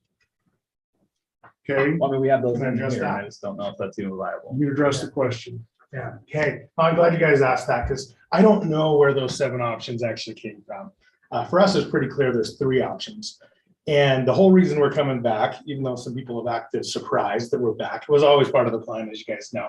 We told the neighbors that we were happy to do our best to move the hotel, and we've made arrangements with rights to be able to do that. So anyway, 3 options for us. First of all, I don't want you guys to think people try and paint this as a bait and switch. We are perfectly happy with our current entitlement.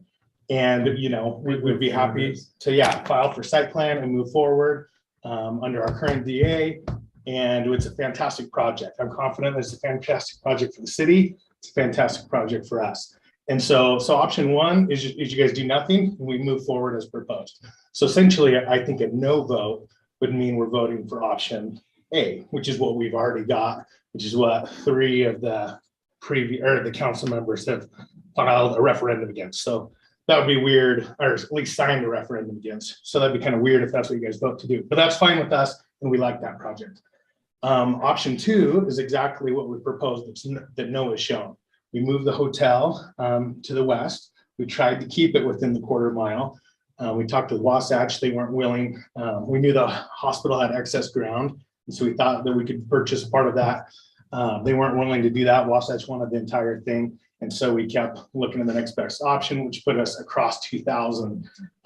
Still for us, I think it's 6s as far as hotel viability. It's on 193, it's on 2,000. And, you know, we're happy for that. To do that, we're purchasing about 3 acres. In that, you can see that in the rezone.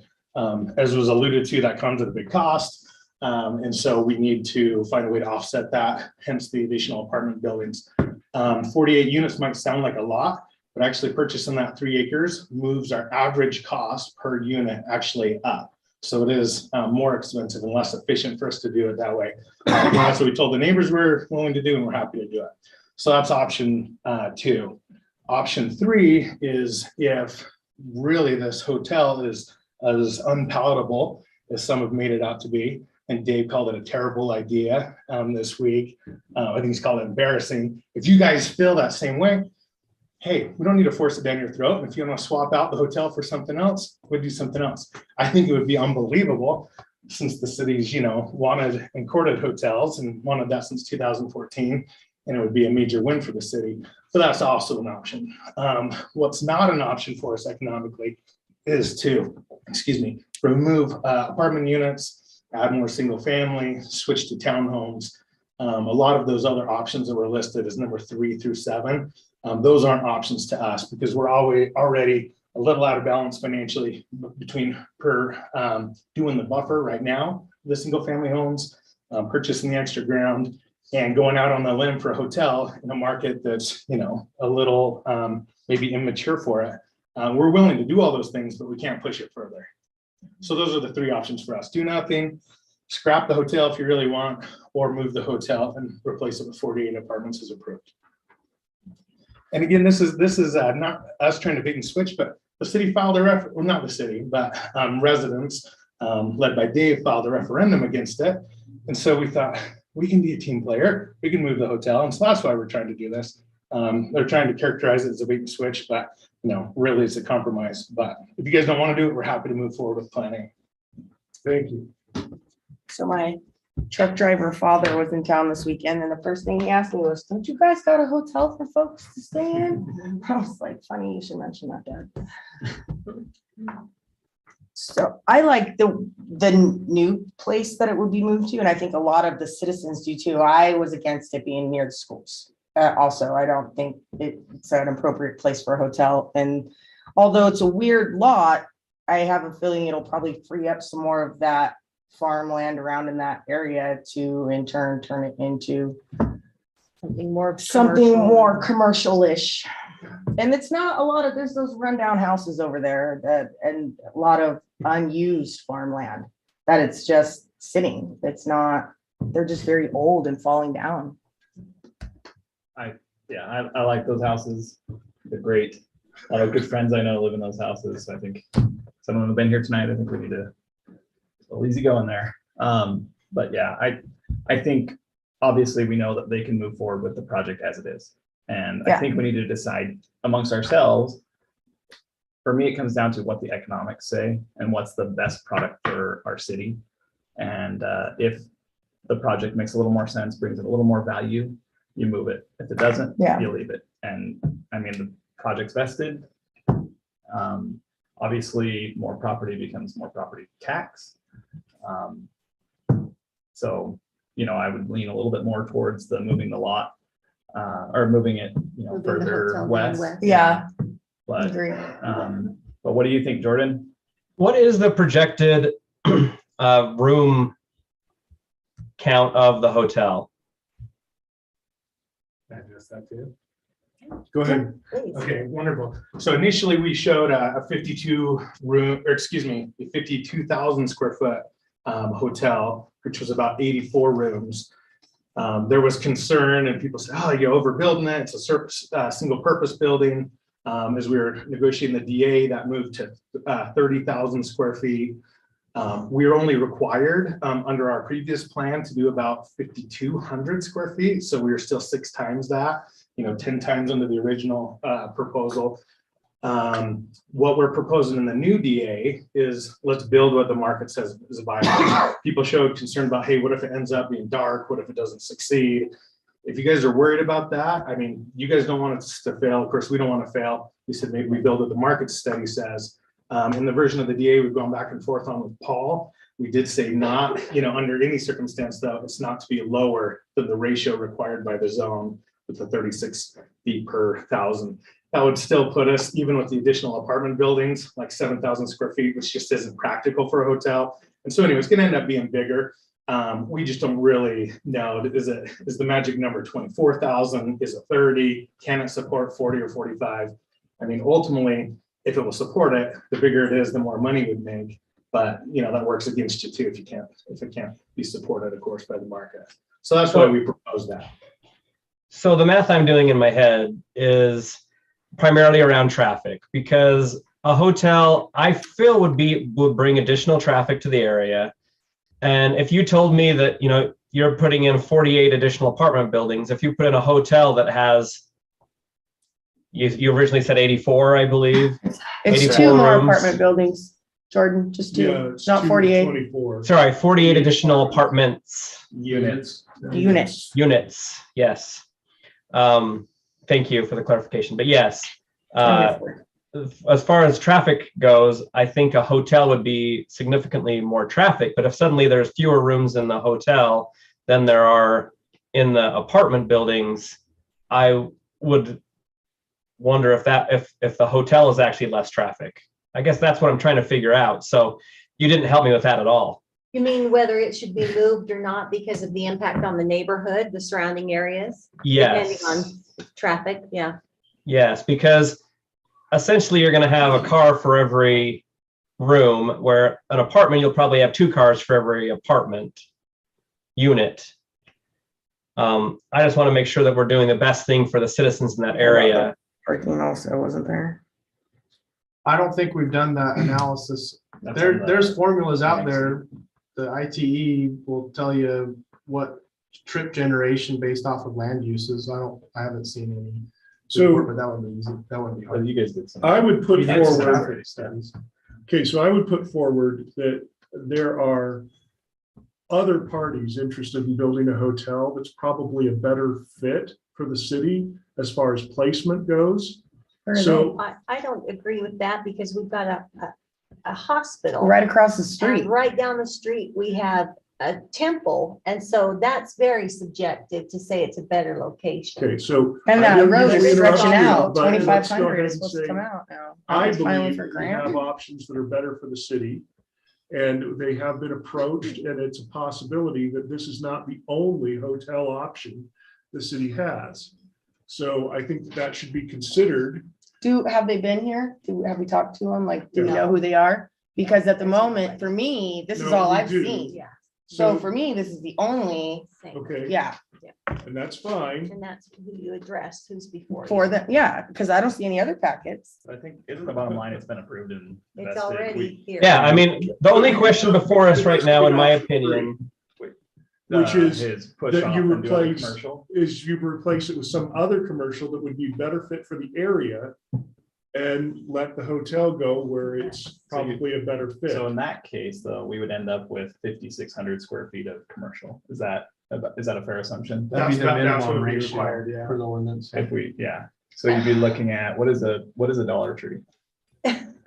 So I like the 15. idea of moving it. I don't like the idea of adding even more apartments because, and I understand the cost effective of it and the viability of Okay, it. we can't but- all talk at once. The record's gotta let No, one so I guess person my talk. point is, if we did investigate that, in trade, we'd be sacrificing a hotel that would be, I think we need to talk about in item 3, what the DA says as far as the requirement, but a hotel somewhere between, I won't throw the numbers out there, but a hotel versus, I would guess, if you're entitled, you're gonna come forward with, would I be fair to say, you're probably gonna come forward with the minimum requirement to make that work? I don't think you're gonna come in and knock a apartment unit off and add in 10,000 square feet of.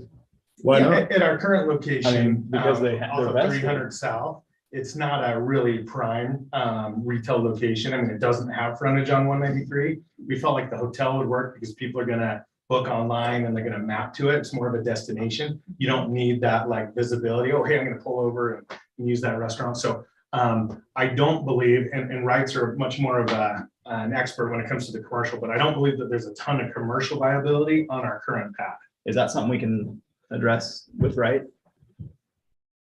As a co-applicant? Are they a co-applicant? Yeah. We sign on the property For owner. this. Okay, then Can we talk about the commercial? go ahead and viability? ask, right. Yeah, so I guess that's the question is, if we did go away from a hotel, what is the commercial viability for something that would exceed the minimum 5,600 square feet on that? You're talking recessed on lot? 300 South. Yeah, just basically what Davis. Yeah, Dollar Trees between 8,000 and 10,000 square feet. I don't know if Dollar Trees way there. I do think there's potential for a different commercial use there. I don't, Josh is right. The distance off of the high traffic and high visibility street is gonna limit what we can do with retail. But we've always understood the mixed use zone is a give and take. There's, the intent of the city was to allow for some residential to do some commercial. So one way that our partner Josh helped us solve the situation hold was some office. I think we look into that. I think we look into some other retailers, we did the brokers and say, hey, what can you guys find there with Wasatch County, the hotel? Maybe there's a boost there. So Josh, I wish I had more clearance, but I think there is more potential there. I feel like this is a win for your project, honestly, and a loss for the city, if we went that direction Yeah, personally. I do too. To sacrifice 30,000 potentially plus square feet of hotel. I also think if With we the don't do the TRT hotel, and- we lose it I to don't know. West Point. I think West Point will do it. And I think it opens up your opportunities along 2000 West as well. If the hotel's located there, opens the gate into what that bigger development looks like. Okay, so I just want to throw out here, the question has been whether there's really somebody else out there.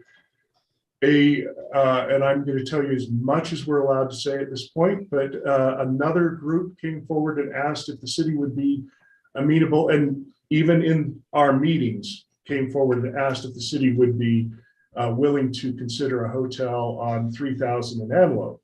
That property owner has been in talks with other developers, including these developers about the possibility of putting a hotel there. So if you think that hotel site is better for the city, and I do, then we could consider that this kind of squashes that.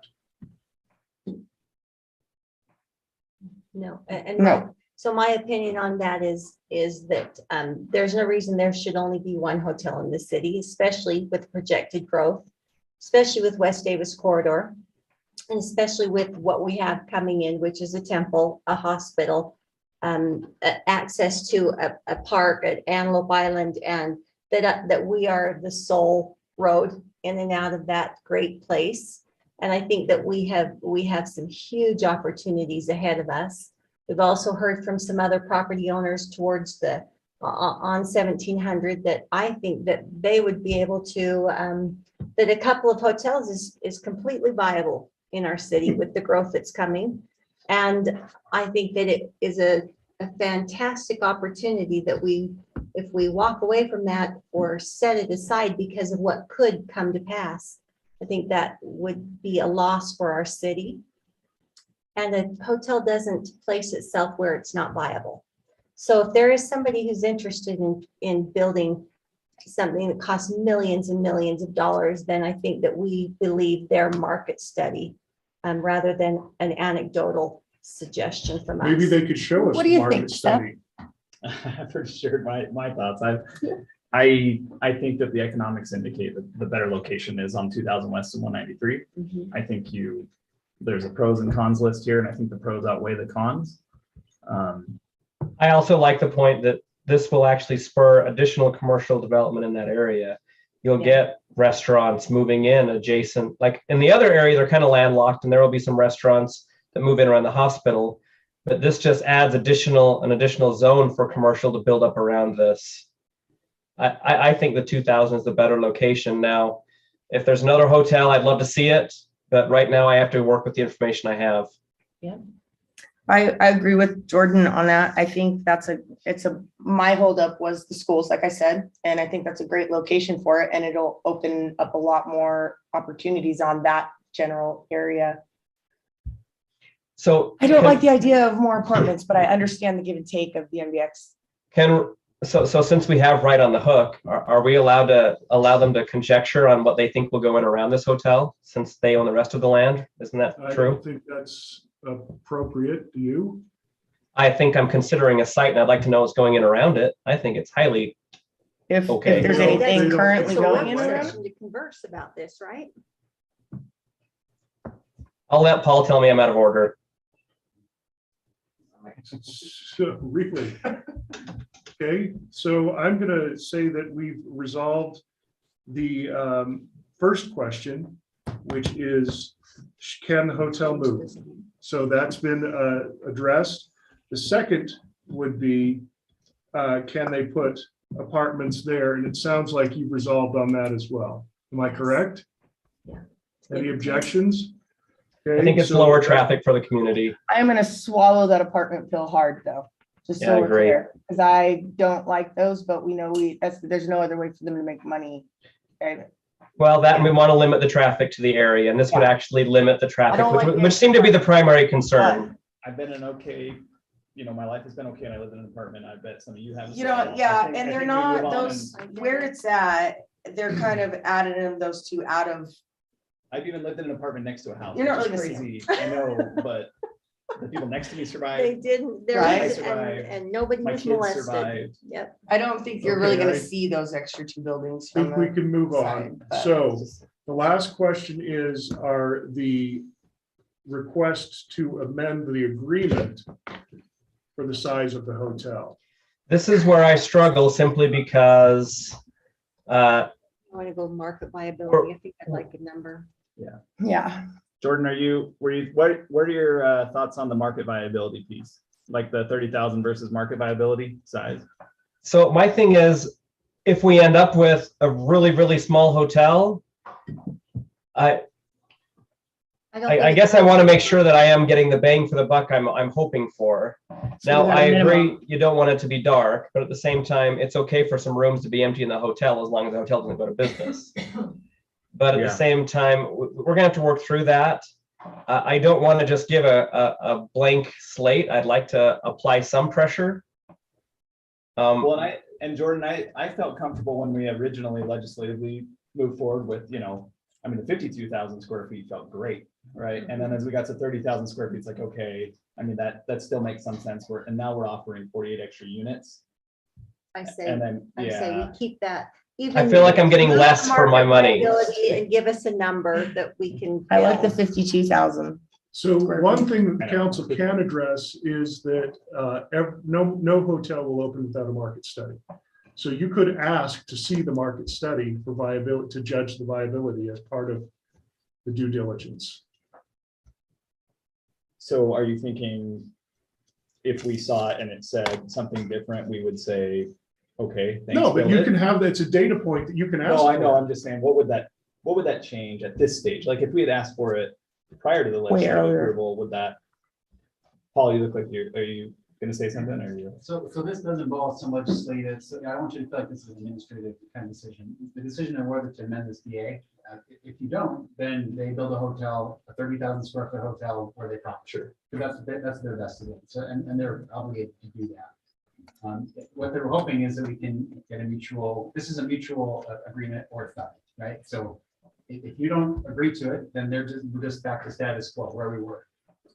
So if you feel comfortable with reducing that or keeping it the same, whatever you want, just make sure this is a mutual kind of situation, right? If you're not happy and they're not happy, you can withdraw his application. He's my answer. You can say no if you don't like his recommendation. So this is legislative at this point. Because of the change. Yeah, because he's asking for a change, and it's got to be something that all the parties agree.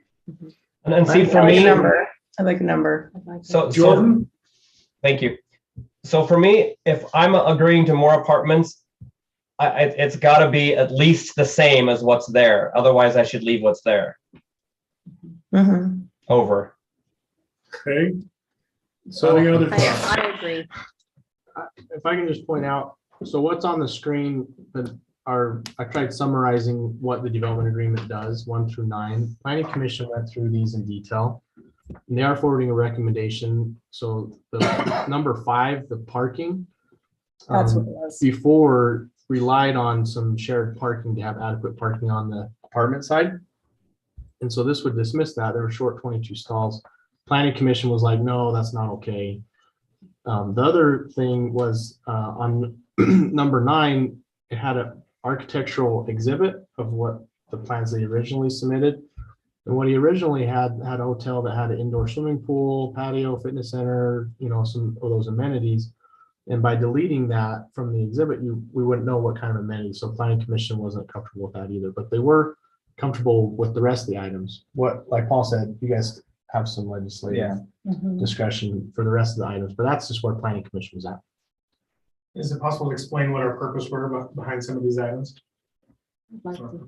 It's possible.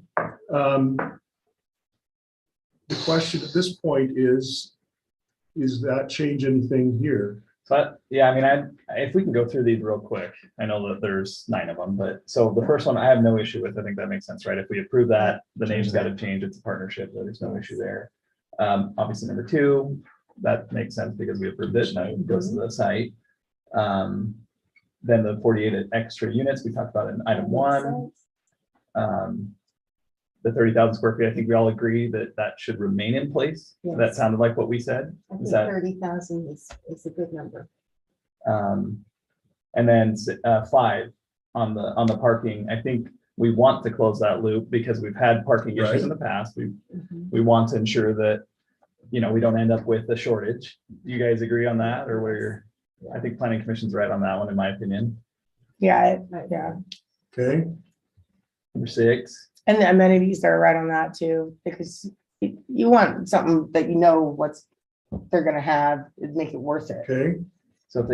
So on number 6, if they get A specific hotel, That's you what expect are them we- to brand it the way this hotel. Yeah. so that's a little bit of a challenge for me to say that was there any issue on Planning Commission for 6 with the DA? No, but staff, we have commercial architectural standards that are far below what MXD. I would recommend that they follow that, but that's up to you guys. I certainly don't want to mess it up with the hotel. How do brand. you, so how do you Certain balance hotels that? then? brands Is there a I way think to- that you right? don't, Like build But the certain. hotels work with communities all the time. Yeah.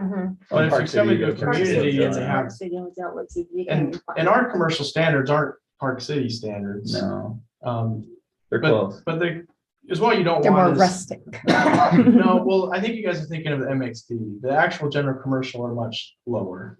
So, is what we don't want is for a hotel brand to be considering a site and then they look at our standards and like, oh, nah. So what happens if they come forward?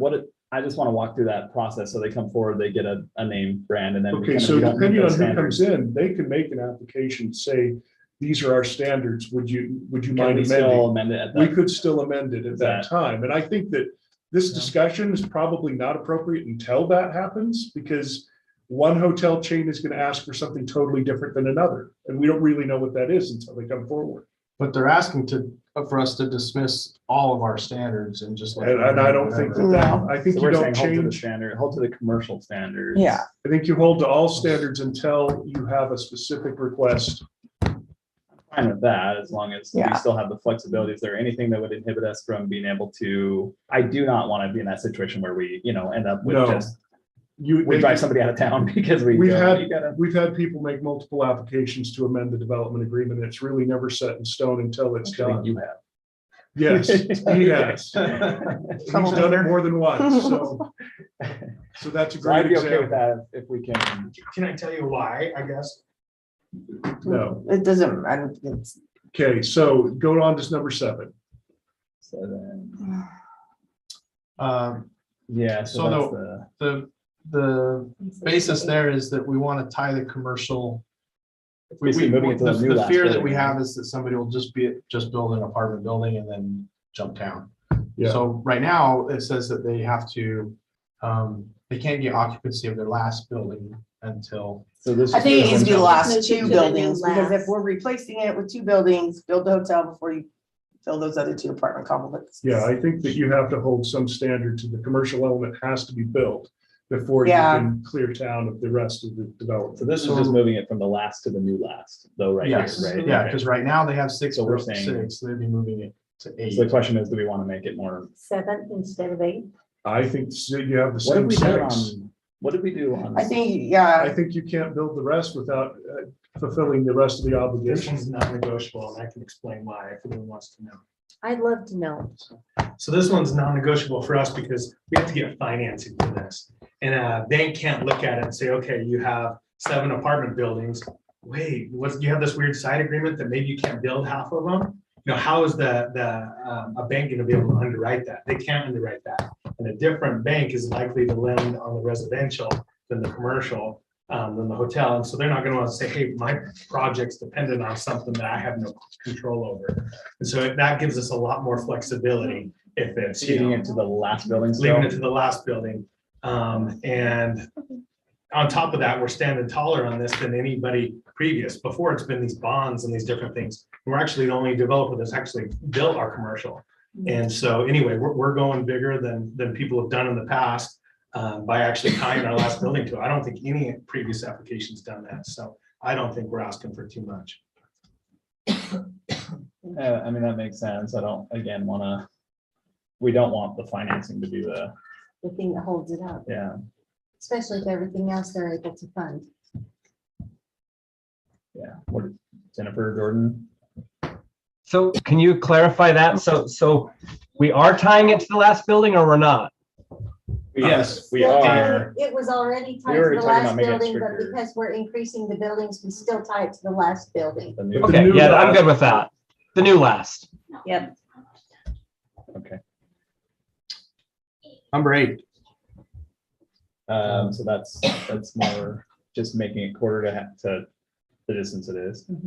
Yeah. And then the And architectural. that's- I Yeah, do wanna the see new what the location is amenities would 1/2 be. mile. yeah. So how do we ensure then that those amenities still take place? If it's a 5,700 square foot hotel, they're not happening. You're not gonna have a pool, we're not gonna have those things, so. Are you Well, gonna they put still might, but- 30,000? Well, I'm There just- can be different amenities. I mean, they're gonna count their gym space, they're gonna count, which every hotel of any quality nowadays has. They might And a pool for kids. count some common space if they have some kind of amenity in there. So Who's to a hotel that doesn't have a pool? I think is what he's saying is until they really analyze this market study and see who's in the ballpark, we won't know. But that's the question you have. How bad do we want a hotel? And then where's the, you know, is it a deal breaker for the city if it doesn't have indoor pool? Bills off or? Not in indoor pool isn't the thing. A pool in general probably is, because that tends to be Selling point for. I don't- for a lot of His people. original I won't go to a renderings hotel without a have pool. that, so that's why it's kind of. Can we just odd. write in the hotel can't suck? Is that possible? Agreed. That's a good way to put it. No, we actually, Noah already built in language to include the amenities. And in that email between Noah and Paul and myself, we already agreed to that. We just don't have the exhibit that shows the exact hotel anymore. But we already agreed to the list of amenities that Noah put So are in. those, So it's are those just deleting binding then? the In the exhibit. DA, yeah. Those are binding then? The- Yeah, if the amendment goes. Yeah. Okay, What's in okay. the current DA, the amenities are on the plan, and the plan is. Okay, so as long as there's still a location for them. Yeah, there's no exhibit anymore, but it'll be in the text. Okay, okay, I'm good with that then. That's good. Yeah, Good free breakfast discussion. for everybody. All right. okay, I last love item. breakfast. Continental. I always forget For it. dinner too. Last item. Number 9. I think that the was same the one. That was That it, was, yeah. So I yeah. have in my It's notes only 4, removing 5, the exhibit, 6, and not 9. the amenities. Yeah, we don't, sounds like we're not worried about the actual exhibits themselves. Okay, As we will long as move they on can to still the be- next item. Still This will have be amenities. discussed and voted on in the next meeting. Recommendation for planning commission to amend city's code section 10.92 mixed use development zone. Okay, planning commission has been hard at work in drafting something for you. You all have also worked on this diligently and provided a pretty detailed list for them. In front of you on the screen, this is a summary of the proposed changes. So you'd be adding hotel to the list of permitted uses. We crossed out hospital because if hospital is not, maybe we need to keep it in there. I mean, Yeah. Why was it the- crossed out? Because Well, we're thinking of doing this. I mean, sunzone. Depends on it the direction really we go. doesn't. Keep it on. I mean, are we really going to attract a second hotel or hospital? And if we do, great. But does it really matter? Doesn't I really mean, matter. Well, I mean, Jordan, you've been kind of a champion of just not limiting our tools or our language that does limit. So folks keep it from- in there. Well, I'm Keep just it in. saying, Mhm. Why would it? It's Yeah. better to have it and not need it than need it and not have it. Moot point, right? I don't think Okay. it There's really necessarily. nothing there. Yeah. Yeah, planning commission was, yeah, we can leave it in. Number 2, clarify how to measure front setback when there's a shared courtyard. Right now, it says 20 feet is the front setback, but it doesn't, this would say, will you measure to the center line? So all of the shared courtyards would be 40 feet minimum. 3, add location. This was a big one. So they discussed where in the future we're going to actually use MXD.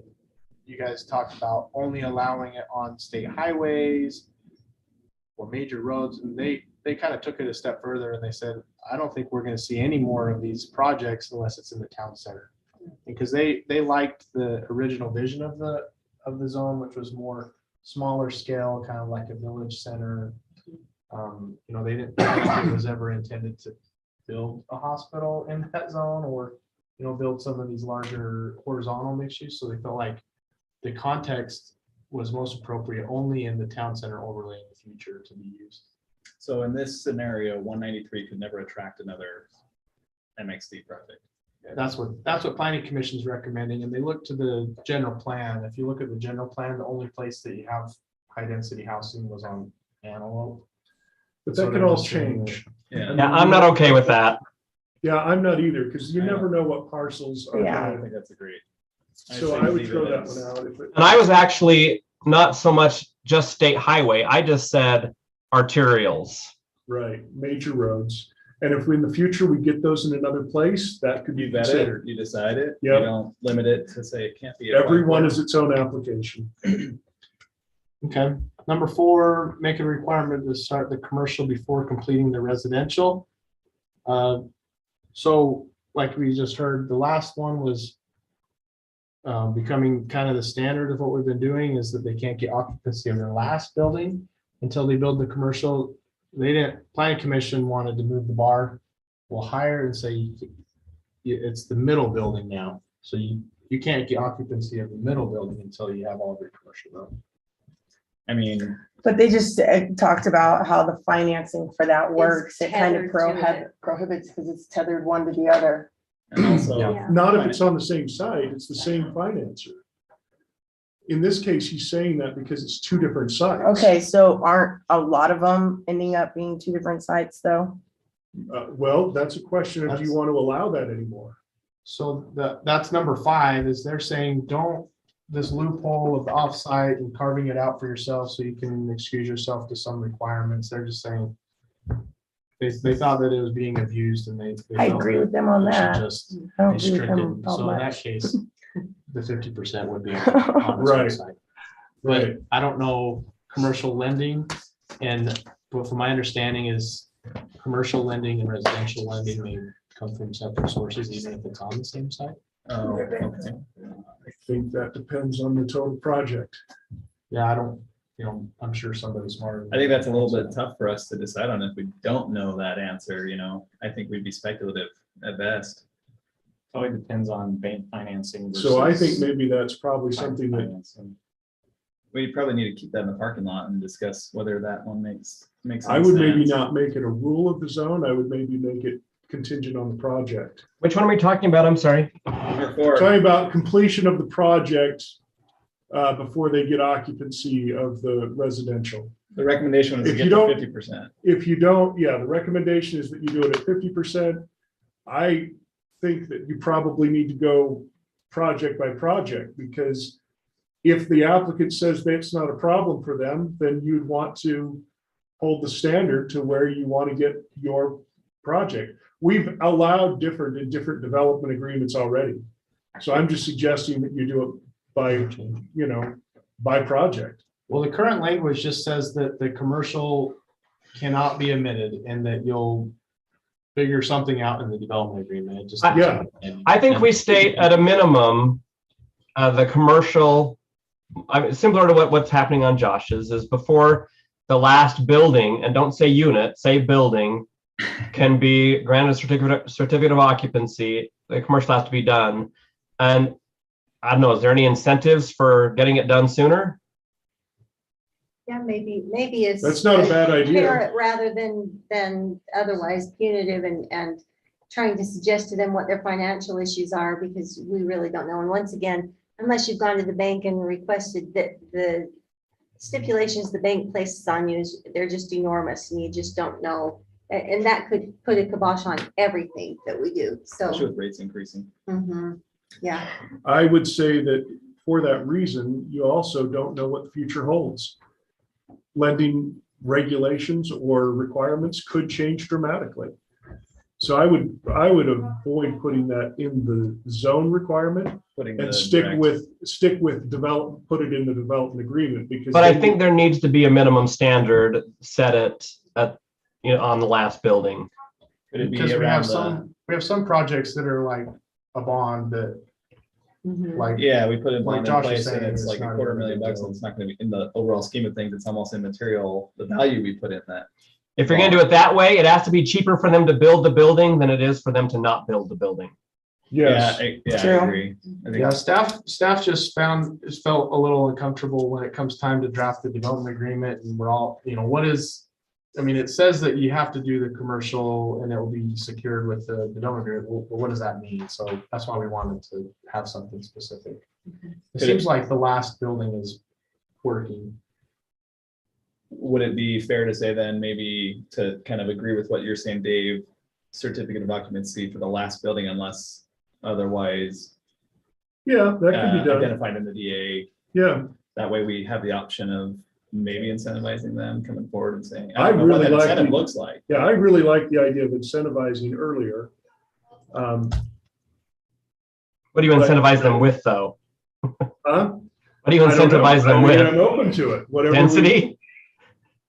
Uh, Everybody's got an incentive idea, but nobody's got an incentive idea. Slurpee machine. Well, incentivize. Yeah. Okay, going Got a on. 7-Eleven right there. Slushies for your staff if you get it done early. Yeah. 5. I think we were good with that. 6, remove the requirement for the front door of commercial to face the road. I'm good with that. Yeah. Yeah. Seems like there's a tremendous pressure to not do that. I'm okay with it, to be honest, but if you guys. I think that that's been otherwise, a problem in other developments in our city is that we required it and it doesn't. Doesn't always walkable. fit. I mean, the Yeah. one on in town square is not. Briggs, So- Briggs, I Those think, I don't guys. hate that one as much as all of you guys do, to be honest. But Can we go back to 5 just for a moment? I think it looks like the back door entry to. I'm not okay with 5. I still like the offsite option, just to be clear. I don't know. Okay, noted. when we say abuse, I mean, is that the code word for we don't like a hotel, or what do you mean by?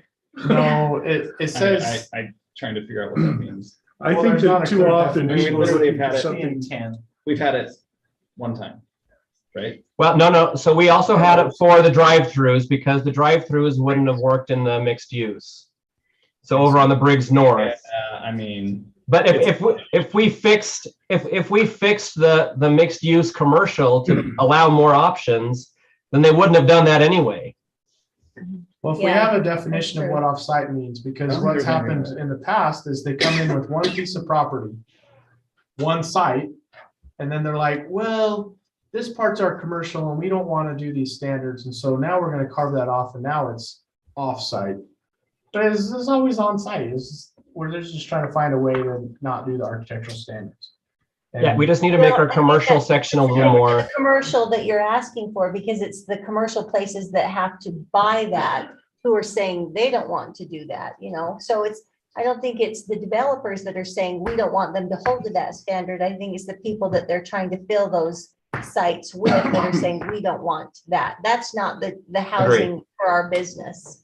So if you look further down the list, we've hopefully fixed the commercial problems. We've essentially removed all of the mixed use standards from the commercial component. So I think that's what makes taking out the offsite okay, because we've fixed why they're trying to do the offsite.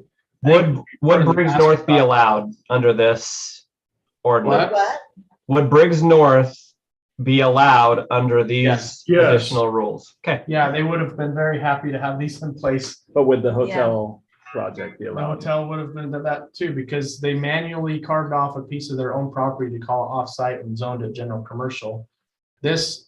No, I mean, would if you solve that remove, problem. but if you remove 5, it's no longer possible because you don't have the actual proximity offsite. Yeah, so if you leave the Right. offsite option in there, there might just still be confusion. I think the intent of the language was to have is what we imagined when we created it, was more when Holt was coming in and they're coming in next to Shadow Point, Yeah. a separate owner. Can we backfill? Or infill? There's a pad in Shadow Point or a vacant spot. Rather than build new commercial next to the existing commercial and have a bunch of vacancy, why don't we just help out an existing commercial that's struggling? That was their intent. And that is still possible? Well, if they took that off, it wouldn't be. They would have to do it on their own property.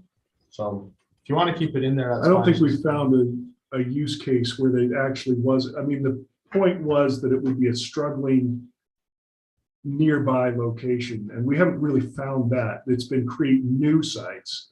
And so it's not at all what the original intent was already. And the reality is that it's difficult to approach a separate landowner and try to work something out because they've already got their own plans. And so you got the developer of the mixed use that's got to go and work out a deal with an existing landowner, and we just haven't seen them really. But why would you take away the option? So it doesn't get abused, but. But I mean, it's if you're closing those commercial now- loopholes on the other. But- Abused, does it? I don't think it was abused. It was they used it to get past some code that was overly stringent. And like you said, they would never have done that if it was allowed. I thought it was kind of a fun little loophole they used because it let them build a building I liked in an area that our zone prohibited. Well, should we add some more loopholes? Or No. No, we're fixing the loopholes by clearing out the restrictions on commercial. Yeah, I Okay, agree. well, whatever you guys think, that's just what planning commission is recommending. Yeah, I think we're kind of mixed on Okay. that one, so. All right, so, Sounds like 6 is okay, everybody wants to remove it, but me. yeah, 7, the vertical mixed use from the commercial. So that's like multiple times throughout. Remove the picture. Yeah. Clarify how building height is being measured. That was, The roof line versus the Yeah, the soffits and. if you notice, holes like really tall. They use the technicality and how the building code defines what building height is, where you can measure from the middle of the sloped roof. And I Why do think we the get into common- that with building height? It's the top, isn't it? The layman's way of measuring it would be from the ridge Very to the top. ground. Yeah, And so that's why we're So is that adding why it it's in there. clarified in so- here is just. So Yeah. let's Yeah. just make it the Yeah. most obvious answer. yeah, Yeah, at the tallest point, Okay, yeah. That's how I see it too, but, perfect. yeah. yeah, they were getting us on a technicality, so they got a few extra feet on the side of that. And they were just trying to make a nice pitch, but it just made it really tall. Okay, Super tall. go ahead. Increase the distance, a 3-story residential building can be located from single-story detached residential. What was the reasoning for this one? Because we went through a lot of picked effort. it. Yeah, we put a lot of effort in that 85 feet, and we said 85 feet is the distance a huge road would be if it were across the street. So we're saying Right. it has to be Yeah. across the street and another 15. I'm sticking with the Yeah. 85. I'm sorry. It used to say Same. adjacent, and then we changed it to We 85, defined adjacent. and then they built Holt. And then planning commission said, whoa, that building is huge next to that house. That's too close. So they just, So they just rounded up to the even 100. That's what the The recommendation is. recommendation is 100. Yeah, I think I'd like to stick with 85 because I think saying that it's across the street is sufficient. Well, Like I guess there's one consideration, to be fair, I'm just bringing it up as a consideration. If you have your 85-foot street, what are the setbacks that are included in that That's street? true. Because now you're eliminating those. So to be fair, That is that's what true. you would expect if that's your logic. So 100 feet would pretty much Mhm. round it out with what Because you have a planning commission setback for said. each Yeah, building. I would go with 100 feet. But what are they trying to like? Does that 15 feet really buy them anything? It's closer just to a house. For the people that are right next to it, they think that it does. That 15 feet might be gold for them. Because I got to tell you, my house is probably, I don't know, probably maybe not quite that far. But I only have a 2-story home, and if they're worried that people are going to be watching them in their backyards, with a 2-story home, you can see into the backyard of every single one of your neighbors. And that 15 feet isn't going to help them not be able to see in your backyard. You're right. It's not buying you any additional privacy. It just moves the building 15 feet further away. I think the intent of the way the code used to read with where it said when you're adjacent to single family, the max height was 2 stories. So if you look at the whole, that southern building, it would have been 2 stories and not 3 stories. I'm good with the 85 feet. Okay. What do you guys think? So we have Sounds 2 like for the- 85. Okay, let's move on. Like we need a matrix or something here. Blue pill. Not the red Not that kind of name. one. Bummer. Okay. Increase the distance. Oh, okay, we already talked about that. Increase the commercial to residential ratio from 36 to 56, but then and then planning commission started I saying, didn't well, it understand needs to be this 1,000. It needs to be 1,000,000. Oh. And then they're like, well, what if they did that by land coverage instead? And so they were saying 60-40 split. So 40% commercial, 60% residential. And then if it's a vertical they might get incentivized by doing vertical, because if they do first floor commercial along the street, then that would count as sufficient for the ratio. But if So they what do did they land horizontal- on? Yeah, because that could, not number 11 Sorry. confuses the crap out of me. If you read the actual text, it says that you have to have 60% residential to 40% commercial if it's horizontal. And if it's Square footage. acreage of the Okay. parcel. Land surface, yeah. And then if it's vertical, then it's the first floor commercial. And would that count green space, parking lots, all that good stuff? Could you just create a massive parking lot and call it, or a massive green space and Yes, it say, I depends met on my the- 40%? Well, it depends on the use, some. Like a uses metered require parking more lot. parking than Because like others. you think it's Shadow Point, it's like way over parked, and that might have met this ratio. I don't know. That seems a Oh, little like, absurd. do a little bit of commercial with the Big giant old parking giant lot parking and lot, say yeah. all of that is. Yeah, that Well, land area I know coverage isn't. obviously it's subjective, but So I think the per acreage, the land coverage should, I think square footage just seems better when it's indoor square footage of commercial property. I think this needs to be passed. We need to hear from the people who would actually be the ones building it to see how viable this is. Because we can come up with numbers without having any idea what that actually means. Like, we've done that before, where we'll come up with a number I that think we do that a sounds lot. right, and then we find out it's just completely off base. So I'd like to hear from the people who would have to get the funding for that, or see if that's something they can even come up with. I mean, and I don't have any experience with this, never having built residential with commercial, but I'd like to hear from the people who we're asking to do that and see if that's anything even on base with them. And I guess, That's a possibility until we have an application. So- Yeah, so just out Well, of curiosity, I would so the actually- hotel is 60/40. That's what the hotel or the hospital is right now, right? It's a 60/40. And that's a completely different kind of That's development than a opposite. commercial, right? that's hospital. Sorry, well, so the hospital is a 60/40, right? 60% commercial, but. the 60 standard- commercial, 40 residential. The hospital is sitting at, what's its ratio? Well, if you count in the retail, it's about 2/3. But remember, it's also tiered, or it's brought in phases too. Sure. Now, what about the hotel? Well, what's its ratio? A lot. It was, well, I'll tell you what the 56 is. So 56 was how many square feet per 1,000 square feet of residential that the hospital. If you were to slice off the hospital project of just the eastern portion of their retail, commercial, and their apartments, they had 17,000 square feet of commercial. So that was about 56 square feet. Wait, per one. so I'm asking about the hotel. 5%. And Yeah, so we're I don't talking think he about going knows on from that one, Jordan. 5% to 60 to 40. That's why, That's a big jump. and that's That why I'd doesn't like to count hear as from somebody who's not invested in this project, to hear from a developer who's like, I don't even have any dog in this fight, to say, is this number Or if viable? we're crazy. Okay, so Yeah. Wasatch, when they came in here, said, we're basing this on several projects across the Wasatch Front that we've actually done. And they gave the reasoning that when they tried to go further and do more retail even behind, that it just didn't work anymore. And they said, this is our ideal ratio.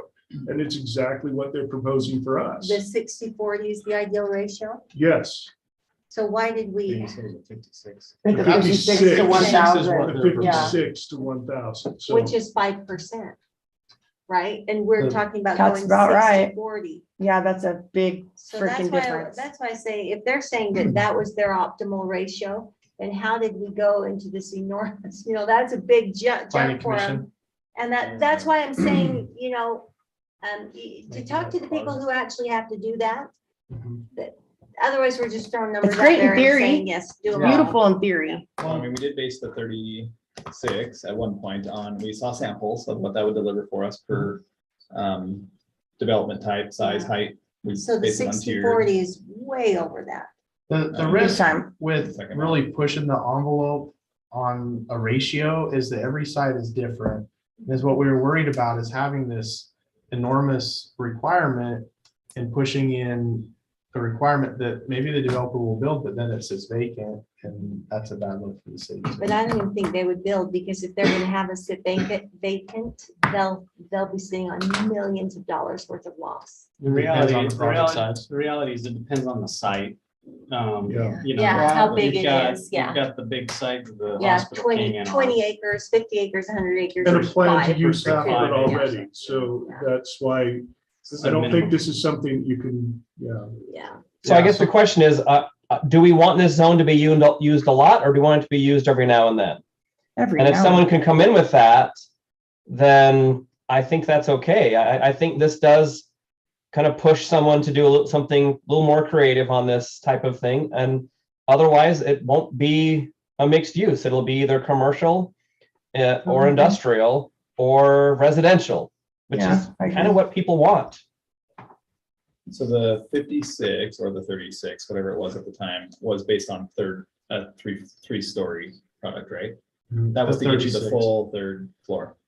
There is an incentive to So have. you could end up with a smaller building with a lot less commercial requirement. And are we not addressing that here, or was it just to get to the third floor? Well, I didn't. The proposed amendment wouldn't touch the First, smaller like one or two floor. one or two, because most of the proposals have been 3-story. That's what we were most concerned about. Because I think the idea is that if they're willing to build like a 1-story Sunset Park Villas, then we would excuse them of some of the Putting a lot of commercial, commercial. because we like that product, the low density kind of stuff. But if they're coming in with the bigger apartment complex, then the standard's a little bit higher. And the 36, like you said, remember we looked at all the different Dollar Tree. common square PetSmart. footages.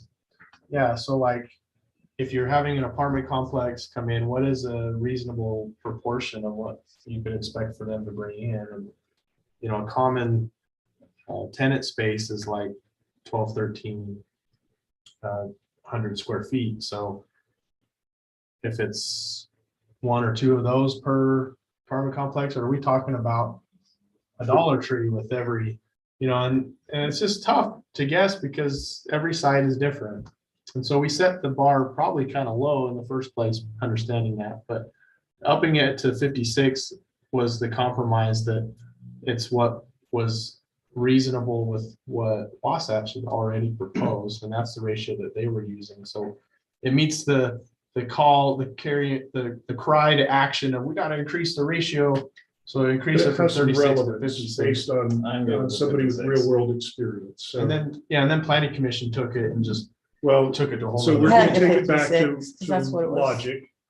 We're not going to just make it up. And I think that the 56 comes from a position of research. Of logic, yeah, I think solid, the 40-60 just is. astronomical. Well, and it goes back to what Jordan was saying, and if that 56 number, which is similar to the Wasatch concept, if that's what the city likes to see in the MXD, then it's probably good. Right. If you want that Higher. higher standard, then you're not going to get those. You'll have to wait to see if there's something higher. You may get one, you may not, but I think that's what, that was Jordan's point is. where do I you wanna think set you the need to bar? just take this as it comes, because you can always turn something down. Even at 56 square feet, you can say, no, this is not a good fit for the land, for the site. Just a So- minimum in the ordinance. It's not an That's why I'm okay administrative. with going to the 56. Yeah, I And like then- 56, yeah. Okay. Okay, Per 1,000. We done? yeah.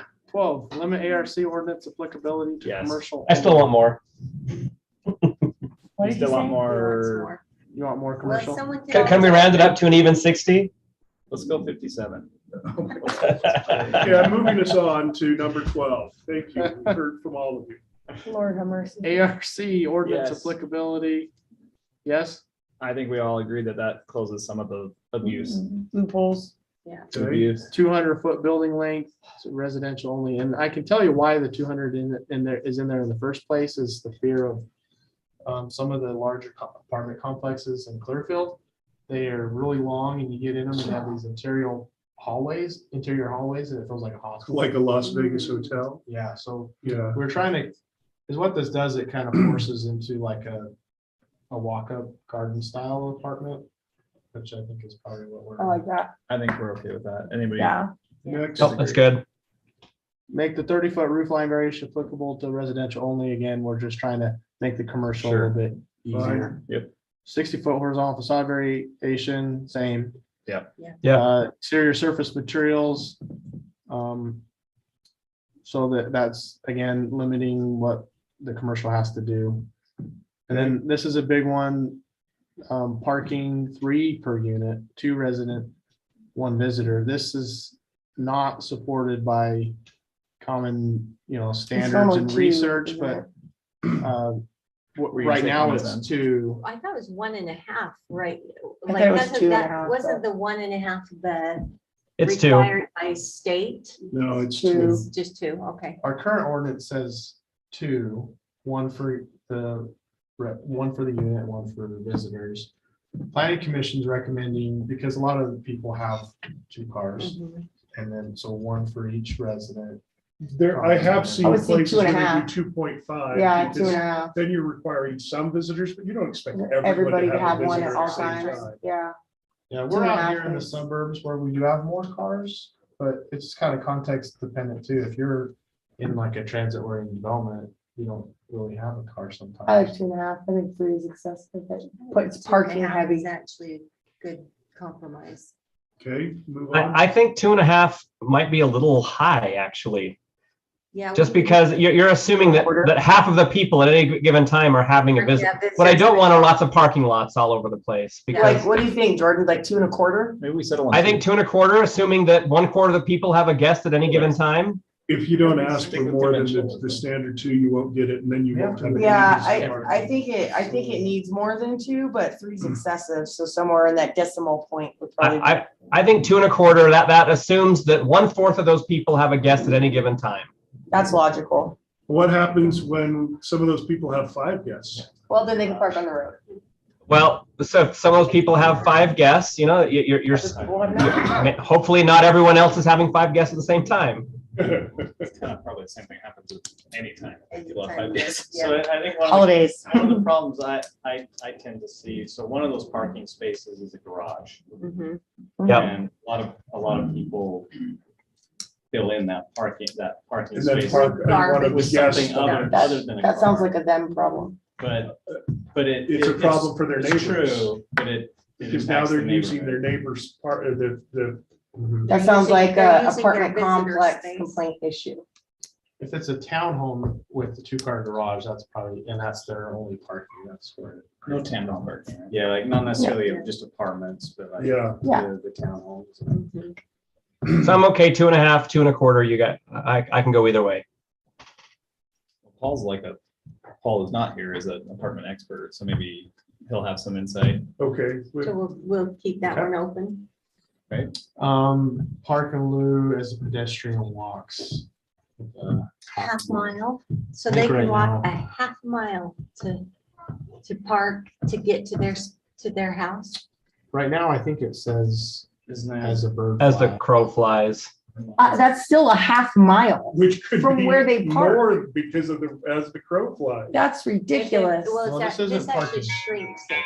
No, this isn't parking, guys. This is the in lieu park, like open Oh, space. park, Not parking. okay. Sorry. That makes I'm the keeping- difference. Right underneath the parking lot. Okay. That's a really long way to All right. walk. Okay, We that's got, park. we got to Say- the end of this. I'm gonna move us on because this went way too long. That makes sense. All more right, sense now. consideration of referral to Planning Commission Syracuse City Code Amendment pertaining to water conservation, water-wise landscaping. Okay, so there's actually a compilation of amendments here. I ran it by Weaver Basin Water. They've given me the thumbs up. Okay, that was my So- Yeah, major that was question. mine Does too. it- If we have the thumbs up, I If vote we do just this, accept it. Hmm? yeah, we can go through the Oh. detail or not. No, there if we was- have the thumbs up, we've already been That's all you through it wanna several know. Hold on. times. No, hold on, there was something Yeah. I was looking at on this. You might want to know. Hold on. Go ahead and keep talking. Let me find where it was. So they were pretty insistent that we prohibit lawn in park strips For all new development. for new homes. Prohibit. So that means that's not an option for anyone. Not an option. We're not inspecting. Oh. But lawns. we also don't have a Wasn't there review something that it process for says? new homes. It's not a No, permit it- process. So- It's- Oh, I got you. So if somebody complains on their neighbor, we would. I enforce say on it. go for it. So where's the part that says So that what- we are not suggesting put just grass in the zero park strip skate anymore, or but we just no permit water, but we want yards, plants in right? there? I don't think Yeah. that should be a requirement Yeah, to, let's to talk about require that. plants in there. Okay, so currently the ordinance says that you can take out the park strip and put it all gravel. Mhm, That's okay. yes. But what you can't do is take out your entire front lawn or whole front yard and do all gravel. Why not? So just your So- whole front yard, Let's not. talk the Why not about park though? Why strip. not? Why? It doesn't require any water. Why couldn't they? Because gravel is hot and plants are good. Trying to be, For who? No, but seriously, why can't So, people yeah, just rock that's, skate the whole that's a thing? good legislative debate that you guys can have Oh, amongst we're yourselves. going up that high. Well, no, that you're the legislative debate. That's you.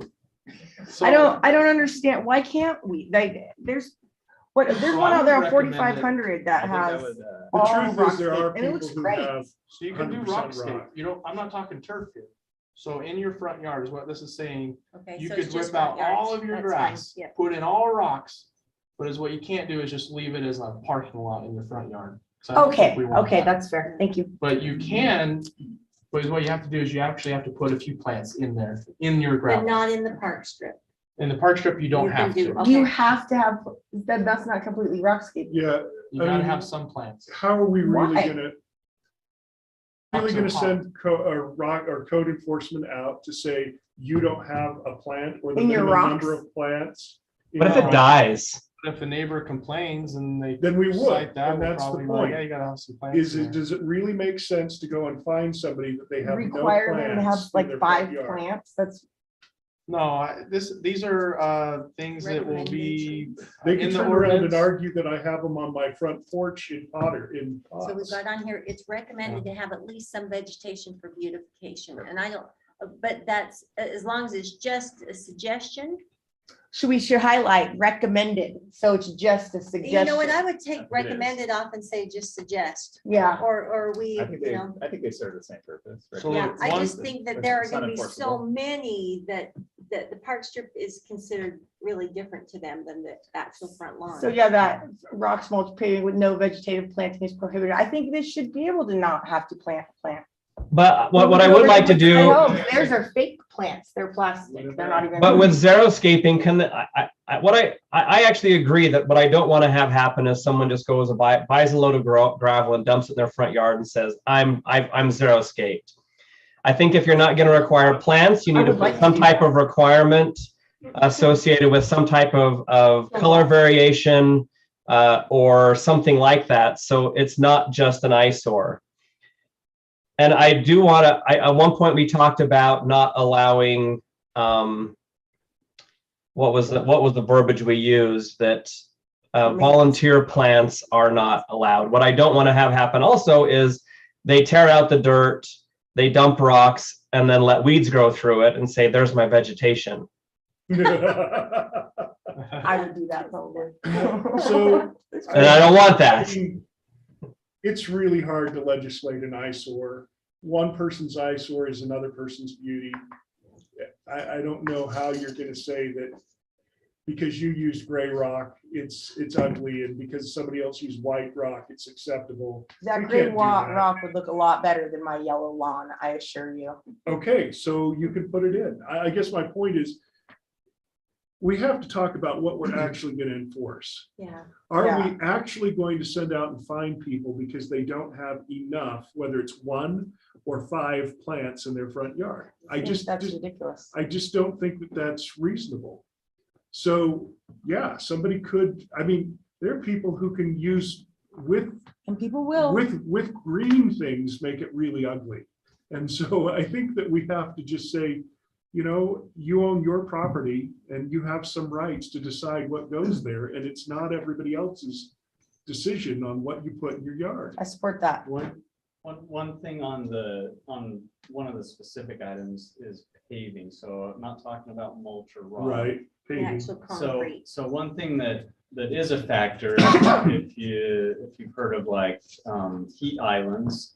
So in urbanized areas where there's a lot of concrete, Mhm, concrete will absorb the sun mhm. during the day, and then it releases heat All night. all night, and it creates a heat island, which actually can reduce the rainfall Mhm. because the air gets warm or stays warm.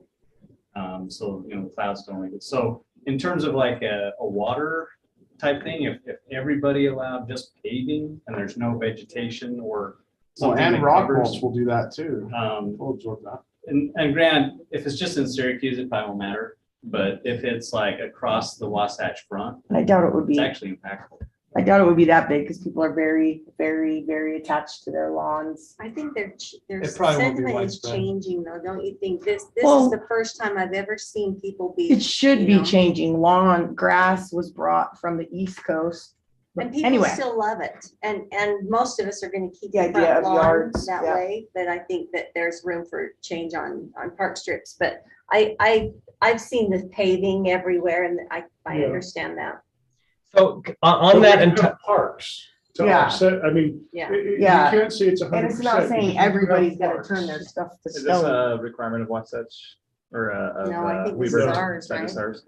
Yeah, They want the city to weigh in because tons of people want to rip out everything and just turn into a parking lot.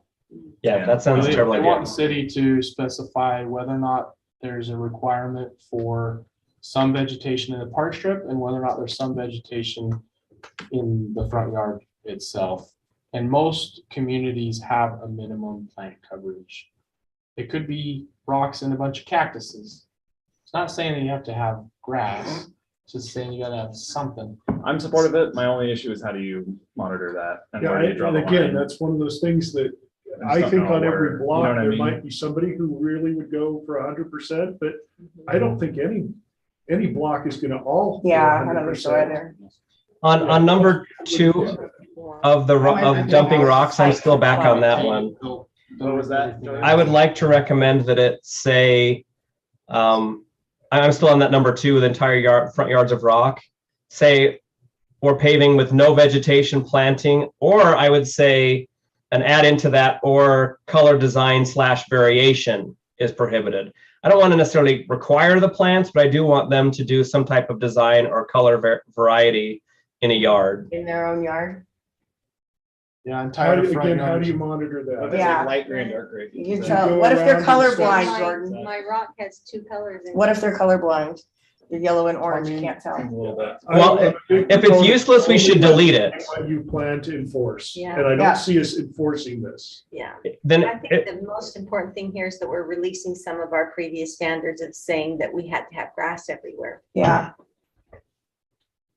Yeah, our previous standards never said you had to have grass. We were just kind of silent on it, but they really wanted us to make a Say stance of something, yeah. what we thought. And if we're out here and we don't like telling people what to do with their property, that's where we're at. And I think the district is fine too. do we still prohibit parking in the front yard? Yeah, that's a separate piece of ordinance. well, then you better come hang out in my neighborhood. There's parking all over them front yards. Agricultural is different. Yeah, we're not talking about. No, we're agriculture. talking about our neighborhood. What about if you're watching? Okay, so It sounds like the majority don't want number 2. so Yeah. 4.2 is not popular. No, out. Out. It's Okay. 20% popular. 40%. Okay.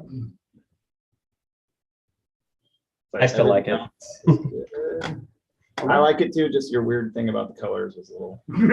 Well, yeah, I mean, it's gonna be hard to legislate, make so I'd rather take it out than try and enforce something that is unenforceable.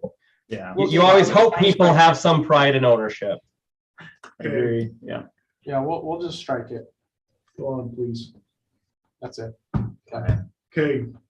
All right, I'm gonna move us on from this. That'll come up for a vote. It's obviously not consensual. Discuss. Consensual, did you, Yeah, I did say that. okay. We're not all agreement to it. Okay, so discussion regarding option of establishing process to provide pre-application consultation with city council prior to filing zone change application. You want to do it? I want to do it. Sure. Yeah, let's let Paul do it. Yes, the idea here is that this would be a voluntary thing that. This is not required. Yeah, not a requirement, so not an additional step that's required, but it would be if an applicant who's going to be requesting zone change would like to get sort of the temperature of the council, they can come to a meeting, present a concept, just because present an idea, they can have present whatever they want, get input from the council, and then they can do with it what they will. Maybe they'll come back with a zone change, maybe they'll walk away and say, I don't think council's gonna go for it. That's the idea of the what's being established here. The reason for that would be it would discourage more of the the one-on-one conversations with developers where they might be saying different things to different council members, and then there's confusion about what's going to be approved or what's being promised. That's the idea behind it. And if you wanted to have more structure or more restrictions or things, we could put that in. At this point, it's kind of written as if you want to come talk to us, there is a process where you get a guaranteed audience with the council. I like that because it's expensive to put in, to fill all these applications. And as I'm not a developer, and I mean, we've heard from what he thought from a developer and what they thought about it, but I think for just your average person who's just trying to get something built, it saves them a lot of money to be able to gauge the temperature of everybody at once. This actually comes from developers saying, well, what's my process to get some feedback before? I just don't put a think lot them of money spending in? all that money is fair to them if they're just gonna get denied. So, and it is not required in So any way. This Does just it opens an negate option. us having a conversation one-on-one with them? No. So they How to can, discourage it then? It would just provide an avenue. So To for talk to those who everyone. don't want to have those conversations, they can say, look, if you want our input, just go to the council. We'll all be there. You can have all of our input. You say one thing to all of us instead of 5 things to 5 different people. The That's my advantage is stand. you also get to hear each other's feedback at the same time. So it's not, well, somebody else told me this or somebody else told me that. It gives us all the same path forward to have the same information, the same opportunity. But again, it's optional. And it's That- optional. yeah, It's not and required. They don't have to do it, but I think giving them the option of that so they can in some way save some money, because this is an expensive process, y'all.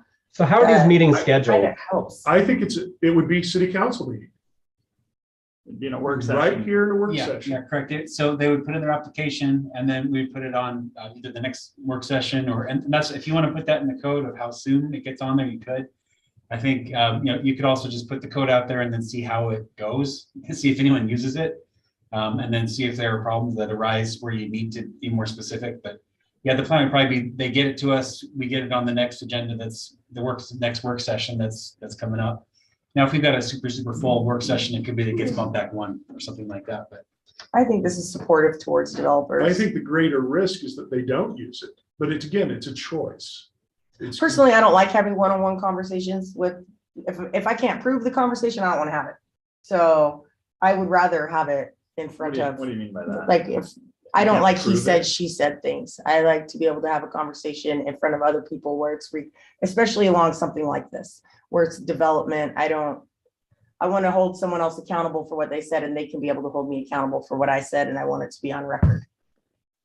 well, I don't come at any of my conversations with deception or thinking I need to prove what was said. you I know, do, that's so- self-preservation. No, I just from think what I've that's learned. That's an integrity issue that I don't need to have Yeah, I feel more comfortable. people in every conversation. Because I wouldn't suggest that you needed to, because I trust that you'll do what's right. And that when we come together and there are 5 people voting, that we vote according to what we believe is right. And I don't think that I'm going to say, somebody else doesn't have the same integrity I believe that I have.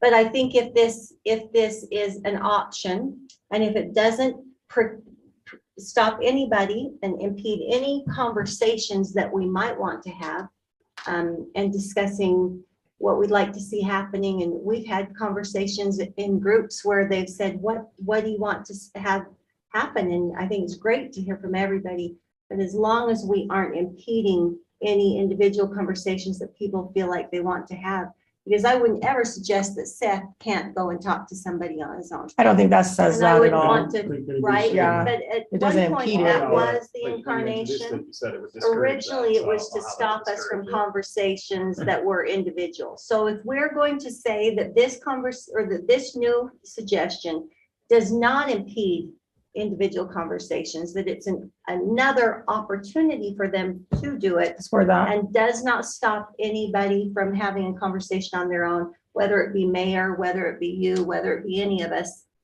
with one or two of us, which is not a quorum and we can't make decisions. And also, I want to be really clear that I have never had a developer promise me something that they didn't carry through with. They can't promise me anything. I don't have a power on my own to make a decision for the group. So there's never been a time that I've had a conversation with any of the developers who've come to the city where they've told me something in a conversation between 2 or 3 or 5 or 10 people that wasn't the exact same thing that they said in public. So I think we need to be really careful that we're not saying that we can't trust people that we're doing business with. So if this is another suggestion and another opportunity and a tool that they can use and doesn't impede discussions and conversations, then I don't have a problem with it. But originally it was to do away with any conversations that were personal. And I don't believe anything that stops conversation or discussion about the things that impact our entire city should ever be stopped or thwarted. Yeah, I don't have a problem with this as it's structured. I guess I have a problem with how it's written in the summation, just this idea that if you do this, you might eliminate accusations from the public of impropriety. I think that occurs because of the decisions we make and the votes we take. And that's typically where we've been maligned, right? And so I don't think anybody knows that I have a call with, let's say, Josh Hughes about a project ahead of time. I don't think that changes anything. People make the assertion that I'm in somebody's pocket regardless of anything because I'm in favor of improving the city's economic viability. And I think that's where people get very confused. And so I think this is, yeah, I don't know. I feel like it's a thing that occurs naturally anyway. But if this helps, sure, go for it, but it won't change anything I do. And it won't dissuade any Make it easier. any conversations or, Yeah. yeah. I mean, because I'm not doing anything that I don't feel comfortable with talking about in a public setting. It would just be, Doesn't matter if it's recorded or, yeah. So, I'll do just it wanna make sure that's fair. forward otherwise. Can I ask an additional question? To a public setting. Can you what? I'd like to ask a question. I know during the public comment, based on what I'm reading, this is, as long as it's strictly volunteer based, if someone wants to come and ask some questions, find out some viability of something, and it doesn't restrict any type of meeting prior with any council member or anything like it. I guess during public comment, they mentioned this would be seen as anti-business. Would you allow me to ask Mr. Hughes to kind of expound on that? This is not about Mr. Hughes. And so No, but I'm going to bring him into this matter. Okay, well, I guess I'll You want call to them talk to him separate. one-on-one? Don't You can do prevent that. the side conversations, but allow them to come in front of everybody. I think that's logical and reasonable. Which is what I'm asking for. Nobody controls what an individual council member talks to somebody else about, and nobody ever should. That's fine. Agree. What this is going to preclude is we're not going to be setting up meetings with 2 council members and developers. If you want to use the process, you bring it forward to everybody. So are you saying then that the city won't set it up, but if we want to meet individually, and if we have some questions about anything with them, we can do that? I think that that's really poor integrity, but if you want to set up your own Okay, meetings.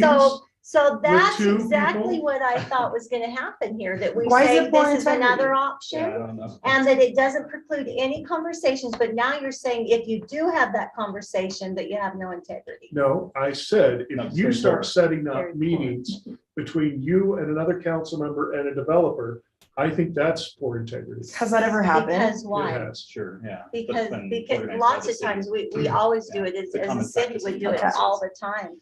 Because we can't have more than 2 people there That's or right. it's a quorum. So what you're saying now, and let's be clear, is that this isn't another option. You want it to replace the personal No. conversations. You can Or still have your you'll tell personal people conversation. that the people meeting individually or as two or one with the people that make the investment in our city, that we have low integrity because we You're want to making find something out out. of this that I didn't So there's a say. difference. Okay, there's, you like making having one-on-one something. conversations and that's your preference. I do not.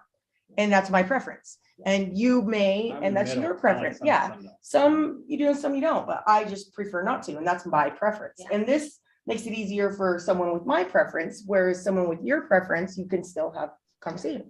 Except that. And now I don't we- feel there's now- anything morally now different we- about it. Right, I agree. I agree with that It's statement. just- it's just getting the there's going to information. be Anybody that says that is no or low integrity, I have a huge problem with starting a policy that now takes somebody's ability to have a discussion about an impactful decision that the city will either be hurt or helped by, and to say that because they want a conversation to occur and get into some minutia and say, what are you really expecting to have happen?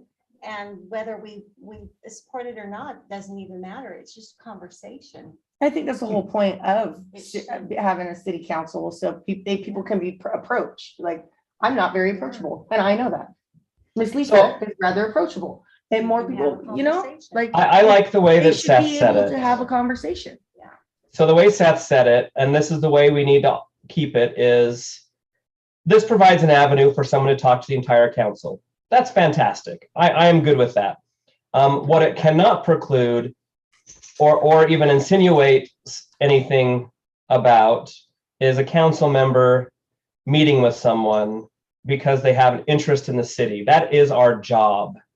Yeah. And As as an elected individual. officials, we can't really dictate what each other do. I mean, we do, you know, obviously there are rules for bribery and everything like that. And I like to believe we're all in very strict compliance with all of that.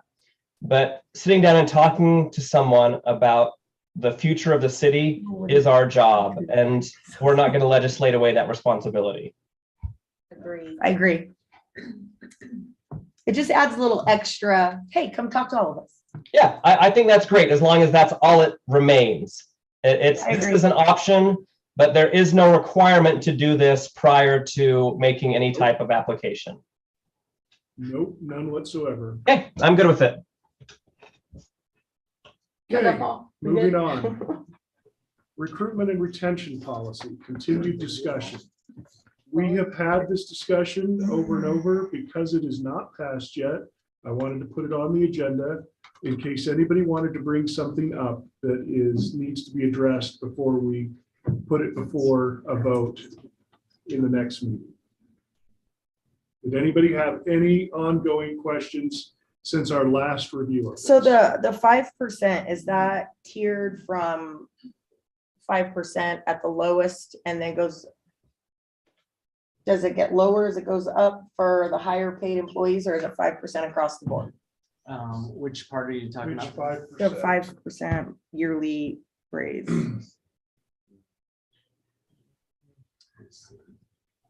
There's more than one mention of 5%. It's an automatic 5% wage increase. That's career progression.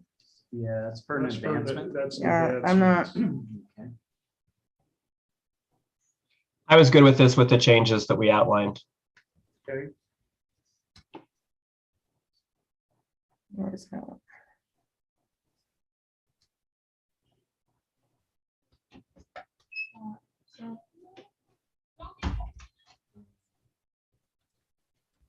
So one of the questions that I have is for they get a raise every year, right? It's 5% raise, isn't that what it's supposed to be? they're eligible for For a it. raise every year. So the And it's annual, not set.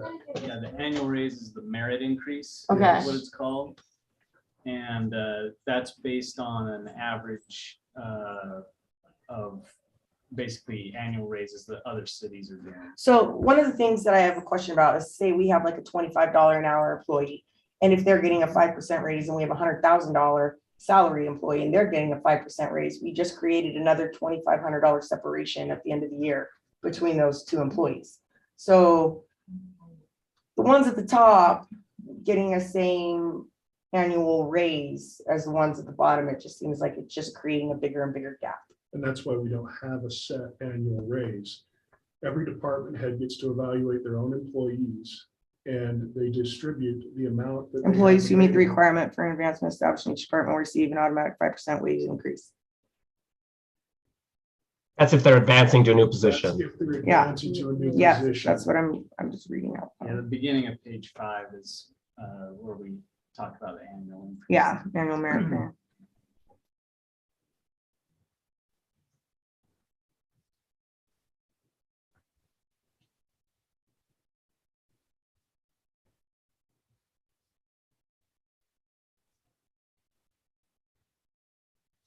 I'm personally okay with where we're at. Okay. But I'm not, if you have that, is that where you're at with it? Yeah, I just think that we're just creating it just creates a separation even bigger every year for salaried compared to. The That's raises something- that Well, people- and there's nothing that says it's the 3% across the board. If you decide that everybody get, maybe the hires get 2.5 and the lowers get 3.5, and it turns out to be the same pay increase. I think that's within the realm of the Yeah. department head's Supervisors, yeah, jurisdiction. okay. Yeah, There's that's, nothing that qualifies it.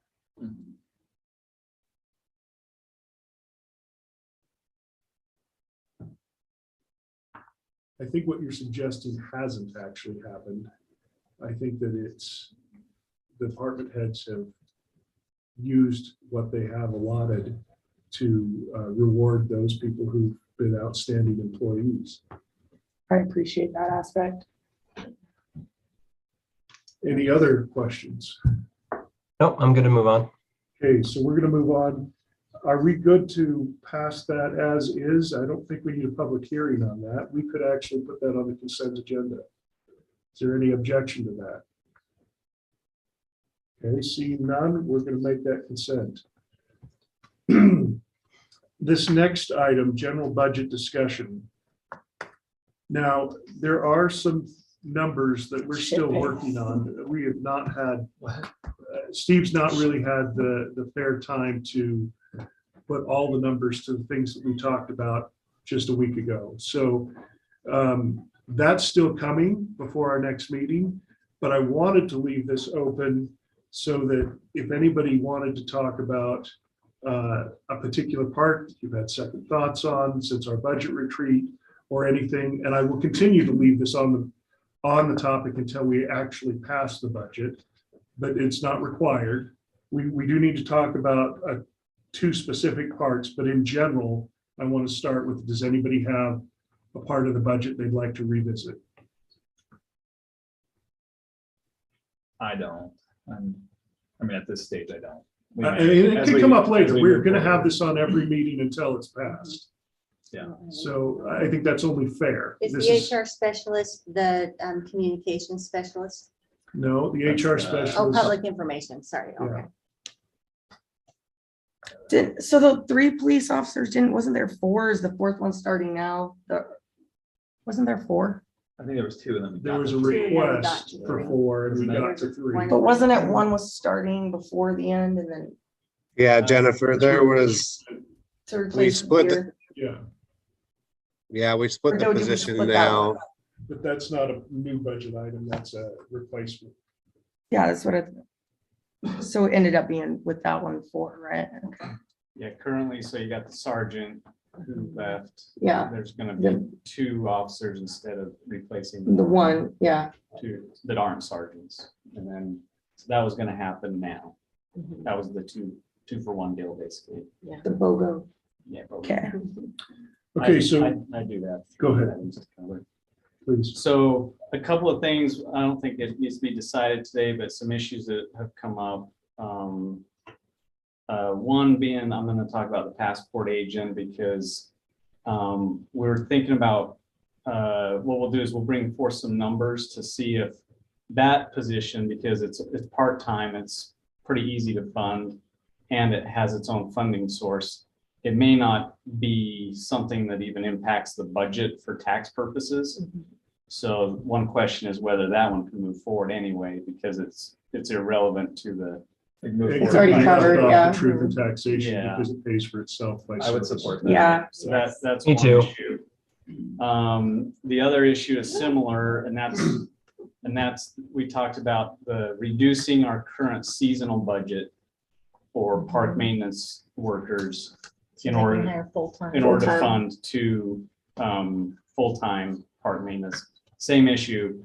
That'd be budget neutral. We could even do that without any changes in the budget. We do that this year even. That's a huge need. We That is heard about big. it in our public comments. Yeah. We heard it today again. Yeah. And that was a Thank you. wash. It was just moving money from one From item to seasonal another. to- That's something that's not really working out for us. Yeah. Yeah. Yeah. Let's get her the help she needs. Yes. Okay, And then the other one was, in the retreat, we talked about that third police officer. Now, it's only a third police officer if the first two are funded, and that will require the tax discussion. Okay. However, the tax decision happens in August. And that third police officer would come in after the August police academy. And so they wouldn't get in Till and January. operating until the next spring. April, May. Yeah. So the issue is we may not be able to get the Metro officer back into Metro in the fiscal year 23 because of that delay of getting someone through the academy and then on the street so we can free someone up to go into Metro. I've asked Garrett to take a look at see if there's a different way we can get that Metro officer back in without hurting what we're trying to do with our patrol staffing, so that we don't have people by themselves in patrol. Did we figure out, because we're kind of doing hybrid right now, right? He's somewhat helping out when he can or something like that. Are we- Part-time up our there, metro yeah. officers helping us out full time. Yeah, but he's Okay. helping that Metro Yes, still. Right. You're So right. because of that, we talked about it with Garrett last time, but did we figure out if we were paying the full assessment? Or we're gonna be 30,000 or required to pay whatever. the full assessment? If he's I still don't think that's been assisting? determined yet, Yeah. but we will All get depends that on when he before goes that. back. Okay. So, that issue is problematic, just because of the timing. It's a question of whether we still need to decide where the tax rate's gonna go and that sort of thing. Can we So just poach a couple cops? you can either decide, well, we just have to figure that out later and deal with a possible delay in getting the Metro. Or you can pre-commit to the tax increase, so to speak, and that sort of thing, but. Can we poach a couple cops? And do it now, so. And we did Those that, are the policy options in front of you. we did that last year to some extent, right? We ended up projecting a little higher than needed. It puts you in a little bit of a better place when the need arises, but is it fair? Is that You know. earmarking? Yeah. I'm forgetting what we did it on. It What can was be on? problematic Some of the because- paramedics, on the because we knew we had, in the paramedic situation, it's a little different because the service had to happen. There was no, Yeah. we were committed ahead by the county, let alone by ourselves. Are they still taking that money from us? No, No. they stopped last year. So So, so we need to make sure that messaging is very clear, right? That the yes, that taxes is decreased on the county level. right, but it stopped last Well, year, so, That portion of the taxes decreased, Right. whether they. but they raised it made up other for it. places to make up for it. Yeah. So you're not really noticing the difference, but. So, and that can be a problematic decision for the council because a lot can change between today and August 10th. Or August 9th, so. So we have to kind of decide. So the question before you is, do you Do we want do to, it now? do you want to keep it the way we have it and decide that, make sure that you decide on the tax, on the first two in order to get the third, or would you pre-commit? To pre-commit would mean that we would pull it out of the truth and taxation. And it would mean that that is just, we wouldn't be, we funded some other part, which means something else might have to go in the truth and taxation document that could be cut. So. Yeah. that's an How is that option. truth in taxation if we're added it just to be cut? If it added, Well, so 'cause we it's got a- later. You No, can because- decide, you have the hearing and you can don't decide in the decide that hearing. until the hearing. Like you put everything in and then you decide, yes, agree, take some stuff out. take You some can of it even- out, Can you even or- increase it at the time, or is it? Adding limit? stuff Up to, so just it's to up fluff to. it, so we have the money. Oh, I think in the meeting, it can only go down. It can't go up. Yeah, I it didn't can't know. go up. Or stay the same, right, there's a ceiling. And it's really not fluff, it's reacting to the public. If the public come back and say, we won't support this, and you say, well, my opinion has changed now, because I don't have the support of the public, that's why it's a hearing. I mean, it doesn't mean I that's- recognize that part. Okay. All right. Yeah. I don't know that we've ever really changed on the spot. Go down like I mean, 2 we've- years ago. I think we've not gone up to what. We've could not have. gone all the way up, but we kind of decided before the meeting that we would justify certain things, and that was acceptable. Yeah. So our cop situation. Yeah, so I mean, and it doesn't have to be decided tonight, but maybe think about for the next Yeah. meeting Yeah. is, How we go about. you know, if that metro situation is that important, in order to, you know, the road to get there is to have that third officer, because that's what frees up the metro officer. So some way we've got to commit it in advance, that part of it's gonna happen. But it's Not above it's a pre-commitment that you either have to include in the tax rate Back it out on now August, and find something else. or you have to take something else out. Or do you just bump it up to a PO2 and don't send someone through school? That's what I'm talking about. I support Jordan's decision. That's if we find. That's, that is really contingent on finding an applicant. That's acceptable. true. Well, we But know that a lot would of be cops, great. don't we? Well, Seth, either isn't way, your you gotta family get to full that of third them? officer Yeah, that's more than it's August. Sad situation. Keith knows him, that's not good. You think we could poach another late? That's all. So, do we need to go over the list that Steve's provided in the packet of truth and taxation? What would be considered the items that we would publish as a part of that decision? It'd just be what we see here and then minus the passport piece we just discussed, if that moves. Right. I mean, Yeah. that part. That makes Park sense and just rec. to get them in there, And like, the workers, the parks, especially if it's not affecting our budget. because we're removing their seasonal, yeah. So the 2 park maintenance workers, that's the piece that is the seasonal shift. So there's 2 included in the truth in taxation to fund 2. But there's 2 that happen now. Yeah, there's an additional 2. Perfect.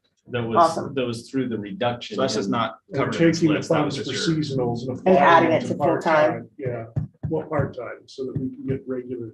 Yeah. Because we're not fulfilling that anyway with the labor market, so. Cool. Okay. Any review on the numbers that we've got there, or questions that were agreed on from the retreat? No. That'll become more complete in the next meeting after Steve's had some more time. Polishing. All right, then. Okay, I'm gonna move us out of work session. and Oh, I noticed Steve has his hand up. Steve, did you have a comment? Steve, is your blue hand up? I think you guys covered. I was just gonna say that third officer, we had agreed to reduce or find savings in the budget rather than include Right. that in the truth and taxation.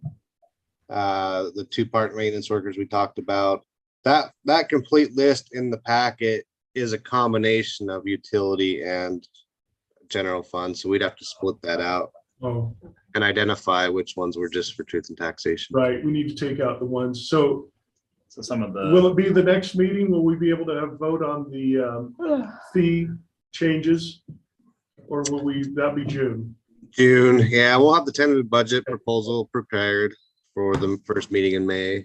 And then we'll set the public hearing for June for the budget, for the To the fee schedule. for the- utility rates. Like the utility rates to pay for the That's warrant. on May 10th. I think the fee schedule is on May 10th. Okay, Um, Steve saying June.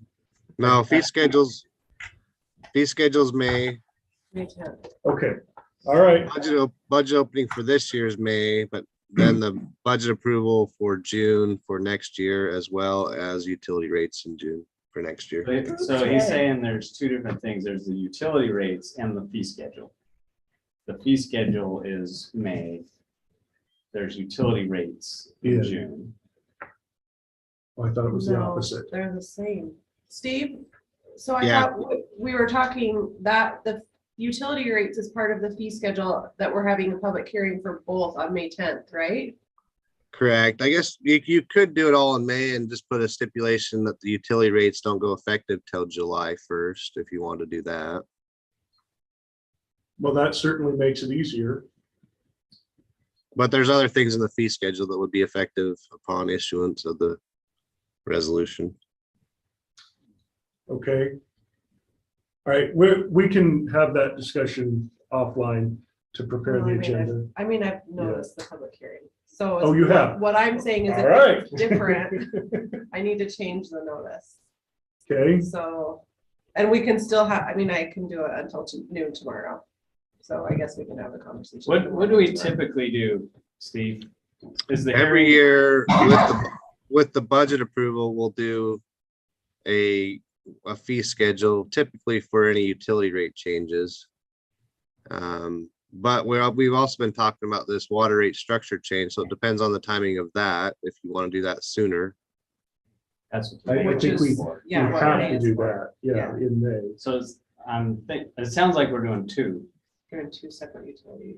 Yeah. If you want to. One for the changes in personnel that are meant, yeah, and then one for the current rates for this watering season. Okay. Yeah. If you, okay, So you can keep that the way it is, I think. But we just have to you advertise. can get them all done by May 10th. It'll save you about $400 in noticing. So All right. then I don't want to talk about Lower it our anymore. fees. Okay. We will attempt to get them all done in May. Could have started All with right. that. So I'm going to call to order a business meeting because we have one item that needs to be taken care of tonight. Can I get a motion to adopt the agenda? So moved. Second. All in favor? Jordan? Aye, sorry, I was on mute. Okay, so our item is proposed resolution R 22-18, authorizing the mayor to execute a contract with Robinson Waste Service for hauling solid waste services. We just resolved this and we've been through it. I don't know that there's any new information really. Good to go, right? So unless Steve has to. Steve, did you want to bring anything up? We're good. Okay, so I'll take a motion unless you want to have a discussion. I move that we authorize administration to execute the said contract for Robinson Waste. I second. All in favor? Aye. Any opposed? Voting unanimous, we will go forward with that contract. We had on the agenda consideration to adjourn into closed session, but I think that we've resolved all those issues. So there are none. So I will take a motion to adjourn. Oh, we should have done that right away. So, second. All in favor? Aye. Aye. All right. We are adjourned. That whole time for that for me. I'm embarrassed.